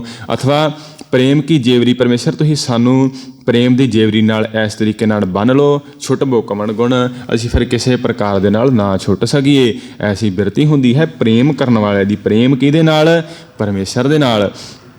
ਸਤਿਗੁਰੂ, ਕਿਉਂਕਿ ਸਤਿਗੁਰਾਂ ਨੇ ਇਹ ਬਚਨ ਕਰ ਦਿੱਤਾ ਨਾ, ਸਭ ਕੋ ਤੇਰੇ ਵਸ ਅਗਮ ਅਗੋਚਰਾ, ਸਾਰੇ ਹੀ ਤੇਰੇ ਵਸ ਹਨ, ਤੂੰ ਕਿਸੇ ਪ੍ਰਕਾਰ ਦੇ ਨਾਲ ਵਸ ਵਿੱਚ ਨਹੀਂ ਆਉਂਦਾ। ਨਾ ਤੂੰ ਆਵੈ ਵਸ ਕਿਤੈ ਸਿਆਣ ਪੈ, ਨਾ ਤੂੰ ਆਵੈ ਵਸ ਬਹੁਤਾ ਦਾਣ ਦੇ, ਨਾ ਤੂੰ ਆਵੈ ਵਸ ਤੀਰਥ ਨਹਾਈਐ। ਇਸ ਪ੍ਰਕਾਰ ਦੇ ਨਾਲ ਬੇਅੰਤ ਹੀ ਉਦਾਹਰਨਾਂ ਦੇ ਕਰਕੇ ਸਤਿਗੁਰਾਂ ਨੇ ਫਰਮਾਇਆ, ਸਭ ਕੋ ਤੇਰੇ ਵਸ ਅਗਮ ਅਗੋਚਰਾ, ਹੈ ਪਰਮੇਸ਼ਰ ਸਾਰੇ ਤੇਰੇ ਵਸ, ਤੂੰ ਭਗਤਾਂ ਕੈ ਵਸ, ਭਗਤਾਂ ਤਾਣ ਤੇਰਾ। ਪਰ ਤੂੰ ਭਗਤਾਂ ਦੇ ਵਸ ਹੁੰਦਾ ਹੈ, ਭਗਤਾਂ ਨੂੰ ਕਿਉਂਕਿ ਤਾਣ ਆਸਰਾ ਤੁਹਾਡਾ ਹੈ, ਤੂੰ ਭਗਤਾਂ ਕੇ ਵਸ। ਭਗਤ ਕਿਵੇਂ ਪਰਮੇਸ਼ਰ ਨੂੰ ਵਸ ਕਰਦੇ ਹਨ? ਕਿਉਂਕਿ ਫਿਰ ਇਹ ਜਦੋਂ ਪਰਮੇਸ਼ਰ ਵਸ ਕਰ ਲੈਂਦੇ ਹਨ ਨਾ, ਕਿਵੇਂ? ਮੇਰੀ ਬਾਂਦੀ ਭਗਤ ਛਡਾਵੈ। ਪਰਮੇਸ਼ਰ ਫਿਰ ਫਰਮਾਉਂਦਾ ਹੈ, ਮੇਰੀ ਬਾਂਦੀ ਭਗਤ ਛਡਾਵੈ, ਕਿ ਮੈਂ ਜੇਕਰ ਕਿਸੇ ਨੂੰ ਬੰਨ੍ਹ ਲਵਾਂ, ਕਿਸੇ ਜੀਵ ਨੂੰ ਬੰਨ੍ਹ ਲਵਾਂ, ਤਾਂ ਭਗਤ ਜੇਕਰ ਕਹਿ ਦੇਵੇ ਨਾ ਵੀ ਇਹ ਪਰਮੇਸ਼ਰ ਇਹਨਾਂ ਨੂੰ ਛੱਡ ਦੇ, ਤਾਂ ਮੈਨੂੰ ਉਹ ਛੱਡਣਾ ਪੈਂਦਾ ਹੈ ਉਹਨਾਂ ਨੂੰ। ਮੇਰੀ ਬਾਂਦੀ ਭਗਤ ਛਡਾਵੈ, ਬਾਂਦੀ ਭਗਤ ਨਾ ਛੂਟੈ ਮੋਹੇ, ਕਿ ਜੇਕਰ ਮੇਰਾ ਭਗਤ ਕਿਸੇ ਨੂੰ ਬੰਨ੍ਹ ਦੇਵੇ ਨਾ, ਤੇ ਉਹ ਫਿਰ ਜਿਤਨੇ ਮਰਜ਼ੀ ਜੋ ਕੋਈ ਮਰਜ਼ੀ ਆਣ ਕਰਕੇ ਪੁਕਾਰ ਕਰੇ, ਬਾਦੀ ਭਗਤ ਨਾ ਛੂਟੈ ਮੋਹ, ਉਹ ਮੇਰੇ ਕੋ ਛਡਾ ਨਹੀਂ ਹੁੰਦੀ। ਜਿਹੜੇ ਭਗਤ ਨੇ ਬਚਨ ਕਰ ਦਿੱਤਾ, ਜੋ ਹਮ ਬਾਧੇ ਮੋਹ ਫਾਸ, ਹਮ ਪ੍ਰੇਮ ਬੰਧਨ ਤੁਮ ਬਾਧੇ। ਹੈ ਪਰਮੇਸ਼ਰ, ਜੇਕਰ ਤੂੰ ਸਾਨੂੰ ਜਾਓ ਹਮ ਬਾਧੇ ਮੋਹ ਫਾਸ, ਸਾਨੂੰ ਮੋਹ ਦੀ ਇਸ ਮਾਇਆ ਦੀ ਫਾਹੀ ਦੇ ਨਾਲ, ਸੰਗਲੀ ਦੇ ਨਾਲ ਸਾਨੂੰ ਬੰਨਿਆ ਹੋਇਆ ਹੈ ਨਾ, ਹਮ ਪ੍ਰੇਮ ਬੰਧਨ ਤੁਮ ਬਾਧੇ, ਅਸੀਂ ਹੈ ਪਰਮੇਸ਼ਰ ਫਿਰ ਤੈਨੂੰ ਪ੍ਰੇਮ ਦੇ ਬੰਧਨਾਂ 'ਚ ਬੰਨ੍ਹ ਲਵਾਂਗੇ। ਭਾਵ ਬੰਨ੍ਹ ਲਿਆ ਹੈ। ਇਹ ਭਗਤ ਹਨ ਨਾ, ਪਰਮੇਸ਼ਰ ਨੂੰ ਪ੍ਰੇਮ ਦੇ ਨਾਲ ਬੰਨ੍ਹ ਲੈਂਦੇ ਹਨ, ਵਸ ਕਰ ਲੈਂਦੇ ਹਨ, ਪਰ ਰੱਖਦੇ ਨਿਮਰਤਾ ਹੀ ਹਨ, ਰੱਖਦੇ ਪਰਮੇਸ਼ਰ ਦੇ ਆਸਰੇ 'ਤੇ ਹੀ ਜੀਵਨ ਬਤੀਤ ਕਰਦੇ ਹਨ। ਕਿਉਂਕਿ ਪ੍ਰੇਮ ਹੈ ਨਾ, ਪਤੀ ਪਤਨੀ ਦਾ ਵੀ ਫਿਰ ਪ੍ਰੇਮ ਹੈ, ਪਤਨੀ ਫਿਰ ਪ੍ਰੇਮ ਦੇ ਸਹਿਤ ਹੀ ਵਸ ਕਰਦੀ ਹੈ ਆਪਣੇ ਪਤੀ ਨੂੰ।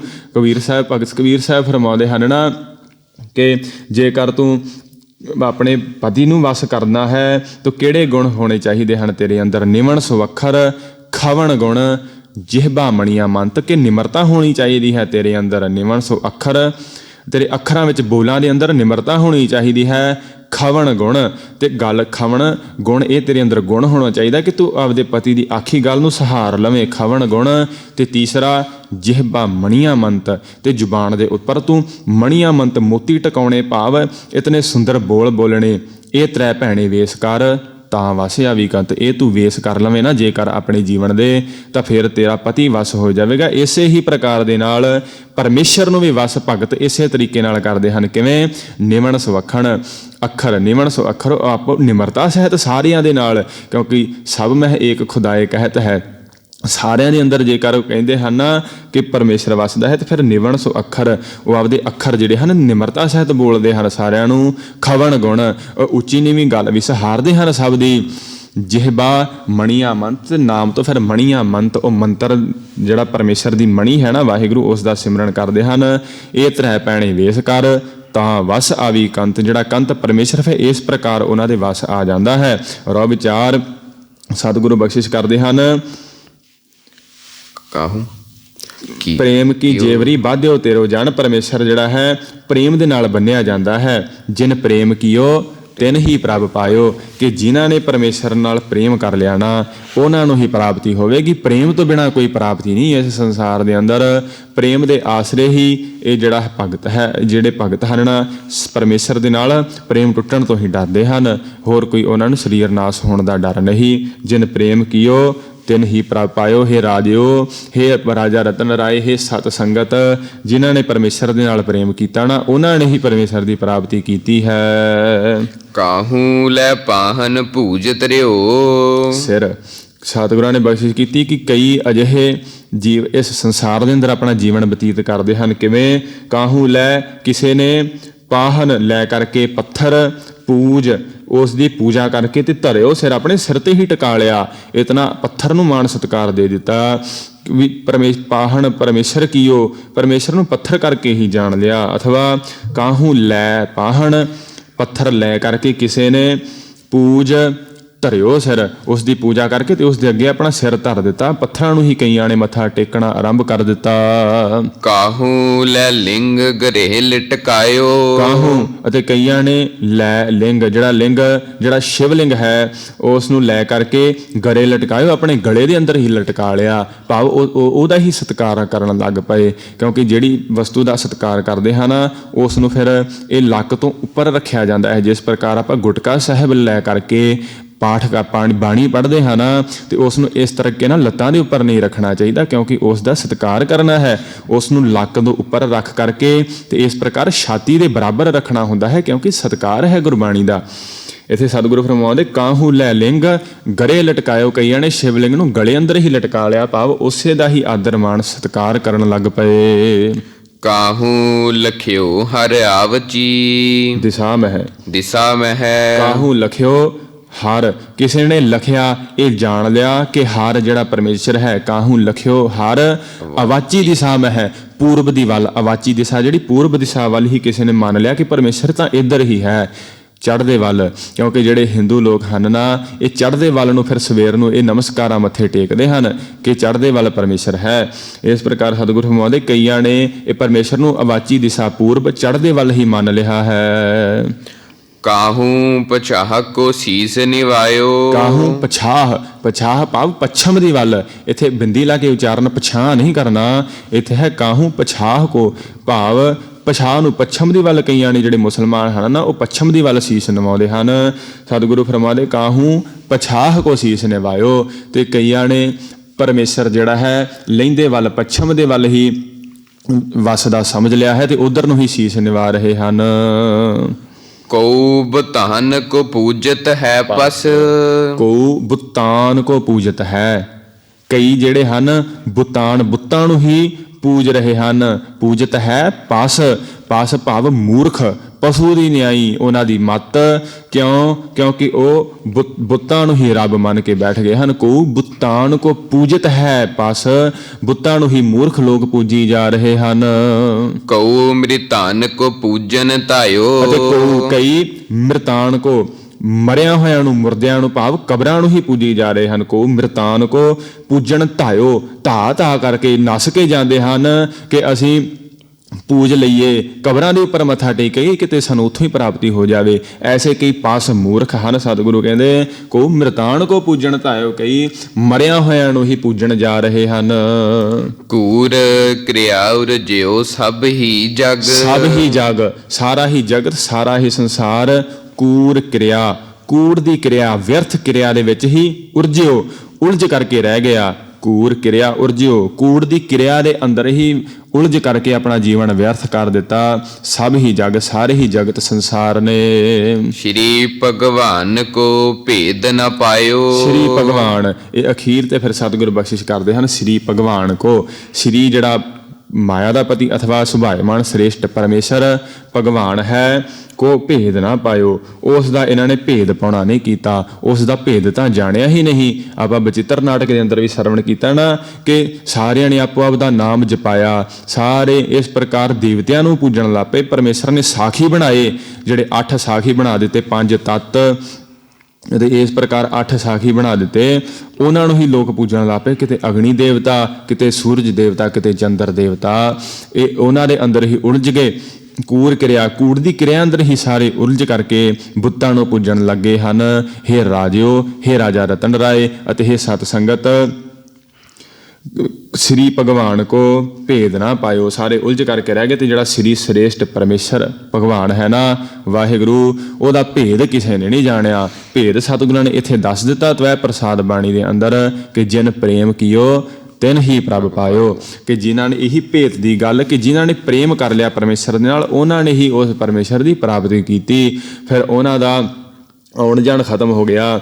ਤੇ ਨਰ ਜੋ ਜੇ ਨਰ ਸ੍ਰੀ ਪਤ ਕੇ ਪ੍ਰਸ ਹੈ ਪੱਗ, ਜਿਨ੍ਹਾਂ ਨੇ ਇਹ ਭੇਤ ਦੀ ਗੱਲ ਸਤਿਗੁਰਾਂ ਨੇ ਇੱਥੇ ਬੁਝਾ ਦਿੱਤੀ ਕਿ ਜਿਹੜੇ ਨਰ ਵਿਅਕਤੀ ਸ੍ਰੀ ਪਤ ਪਰਮੇਸ਼ਰ ਦੇ ਪ੍ਰਸ ਹੈ ਪੱਗ ਤੇ ਨਰ ਫੇਰ ਨਾ ਦੇਹ ਧਰੈਂਗੇ, ਉਹ ਫਿਰ ਇਹ ਦੇਹ ਦੇ ਅੰਦਰ ਬਾਰ-ਬਾਰ ਨਹੀਂ ਆਉਣਗੇ।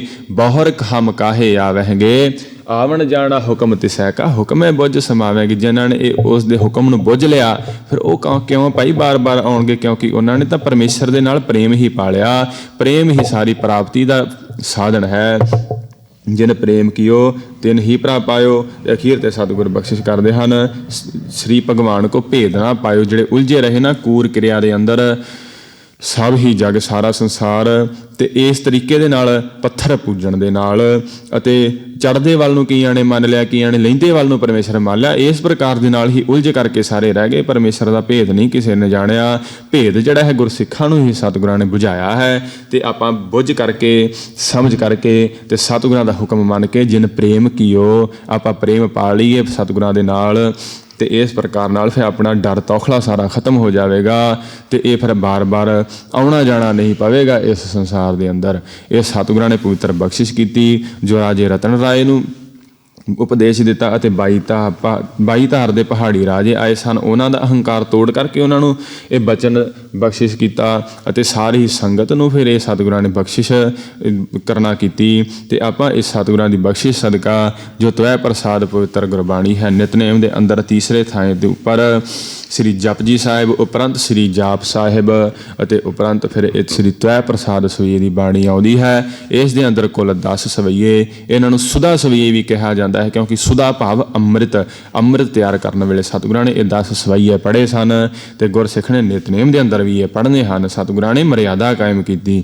ਇਸ ਦੇ ਅੰਦਰ ਸਤਿਗੁਰਾਂ ਨੇ ਬੇਅੰਤ ਬਖਸ਼ਿਸ਼ਾਂ ਕਰਕੇ, ਅਹੰਕਾਰ ਤੋੜ ਕਰਕੇ, ਜਿਹੜੇ ਆਪਾਂ ਵੀ ਅਹੰਕਾਰ ਹੈ ਨਾ ਸਾਡੇ ਮਨ ਦੇ ਅੰਦਰ, ਸਾਡੇ ਕੋਲ ਬਹੁਤ ਧਨ ਦੌਲਤ, ਸਾਡੀ ਬੜੀ ਪ੍ਰਭਤਾ, ਸਾਡੇ ਕੋ ਬੜੇ ਮਾਣ ਰੁਤਬੇ, ਸਤਿਗੁਰੂ ਕਹਿੰਦੇ ਜਿਨ ਪ੍ਰੇਮ ਕੀਓ ਤਿਨ ਹੀ ਪ੍ਰਭ ਪਾਇਓ। ਇਹ ਜਾਣਾ ਨੰਗੇ ਪੈਰੀ ਹੀ ਪਵੇਗਾ। ਜਾਣਾ ਪ੍ਰੇਮ ਹੈ ਕੇਵਲ ਤਾਂ ਕੇਵਲ ਪਰਮੇਸ਼ਰ ਦਾ ਨਾਲ। ਸੋ ਇਸ ਪ੍ਰਕਾਰ ਸਤਿਗੁਰੂ ਬਖਸ਼ਿਸ਼ ਕੀਤੀ ਸਤਿਗੁਰਾਂ ਨੇ। ਅਗਾਂਹ ਜੋ ਸਤਿਗੁਰੂ ਬਖਸ਼ਿਸ਼ ਕਰਨਗੇ, ਜੋ ਆਪਾਂ ਸੋਧਾ ਰਹਿਰਾ ਸਾਹਿਬ ਜੀ ਦੀ ਪਵਿੱਤਰ ਬਾਣੀ ਦੇ ਅੰਦਰ 6 ਪੌੜੀਆਂ ਸ੍ਰੀ ਆਨੰਦ ਸਾਹਿਬ ਜੀ ਦੀਆਂ ਸਰਵਣ ਕਰ ਲਈਆਂ ਸਨ। ਸੋ ਇਹ ਸ੍ਰੀ ਆਨੰਦ ਸਾਹਿਬ ਦੀ ਪਵਿੱਤਰ ਗੁਰਬਾਣੀ ਦੇ ਅੰਦਰ ਕੁੱਲ 40 ਪੌੜੀਆਂ ਹਨ। ਸਤਿਗੁਰੂ ਸ੍ਰੀ ਗੁਰੂ ਅਮਰਦਾਸ ਮਹਾਰਾਜ ਜੀ ਨੇ ਬਖਸ਼ਿਸ਼ ਕੀਤੀਆਂ 40 ਪੌੜੀਆਂ। ਸੋ ਉਹ ਆਪਾਂ ਆਉਣ ਵਾਲੇ ਦੀਵਾਨਾਂ ਦੇ ਅੰਦਰ ਯਤਨ ਕਰਾਂਗੇ ਸ੍ਰੀ ਆਨੰਦ ਸਾਹਿਬ ਗੁਰਬਾਣੀ ਦੀ ਕਥਾ ਸਰਵਣ ਕਰਨ ਦਾ। ਸਤਿਗੁਰੂ ਬਖਸ਼ਿਸ਼ ਕਰ ਦੇਣ। ਹਮ ਨਾ ਸਕਤ ਕਰ ਸਿਫਤ ਤੁਮਾਰੀ, ਆਪ ਲੇਹੋ ਤੁਮ ਕਥਾ ਸੁਧਾਰੀ। ਸਤਿਗੁਰੂ ਤੁਸੀਂ ਕਿਰਪਾ ਕਰਕੇ ਕਥਾ ਸੁਧਾਰ ਕਰਕੇ ਤੇ ਕਰਵਾ ਲਿਓ, ਬਖਸ਼ਿਸ਼ ਕਰ ਦਿਓ। ਇਤਨੀਆਂ ਹਾਜ਼ਰੀਆਂ ਪ੍ਰਵਾਨ। ਆਈ ਹੋਈ ਸਾਰੀ ਸੰਗਤ ਦਾ ਧੰਨਵਾਦ। ਗੁਰਬਾਣੀ ਪੜ੍ਹਦਿਆਂ, ਉਚਾਰਨ ਕਰਦਿਆਂ ਅਤੇ ਕਥਾ ਕਰਦਿਆਂ ਅਨੇਕਾਂ ਗਲਤੀਆਂ ਹੋ ਗਈਆਂ ਹਨ। ਸਤਿਗੁਰੂ ਬਖਸ਼ਣਹਾਰ ਹਨ। ਸਤਿਗੁਰੂ ਬਖਸ਼ ਲੈਣਾ ਜੀ। ਤੇ ਅਗਾਂਹ ਤੋਂ ਸਮੱਤ ਬਖਸ਼ਣੀ। ਅਖੀਰਲੀਆਂ ਪੰਕਤੀਆਂ ਪੜ੍ਹ ਕੇ ਤੇ ਹੁਣ ਸਾਰੀ ਹੀ ਸਮਾਪਤੀ ਹੈ ਜੀ। ਕਉ ਬੁਤਾਨ ਕੋ ਪੂਜਤ ਹੈ ਪਸ, ਕਉ ਮ੍ਰਿਤਾਨ ਕੋ ਪੂਜਨ ਧਾਇਓ। ਕੂਰ ਕਿਰਿਆ ਉਰਜਿਓ ਸਭ ਹੀ ਜਗ, ਸ਼੍ਰੀ ਭਗਵਾਨ ਕੋ ਭੇਦ ਨ ਪਾਇਓ। ਵਾਹਿਗੁਰੂ ਜੀ ਕਾ ਖਾਲਸਾ, ਵਾਹਿਗੁਰੂ ਜੀ ਕੀ ਫਤਿਹ। हे अच्युत हे पार ब्रह्म अविनाशी अगनाश, हे पूरन हे सर्ब मैं दुख भंजन गुणतास। हे संगी हे निरंकार, हे निर्गुण सब टेक। हे गोबिंद हे गुण निदान, जाकै सदा विवेक। हे अपरंपर हर हरे, है पी होवन हार।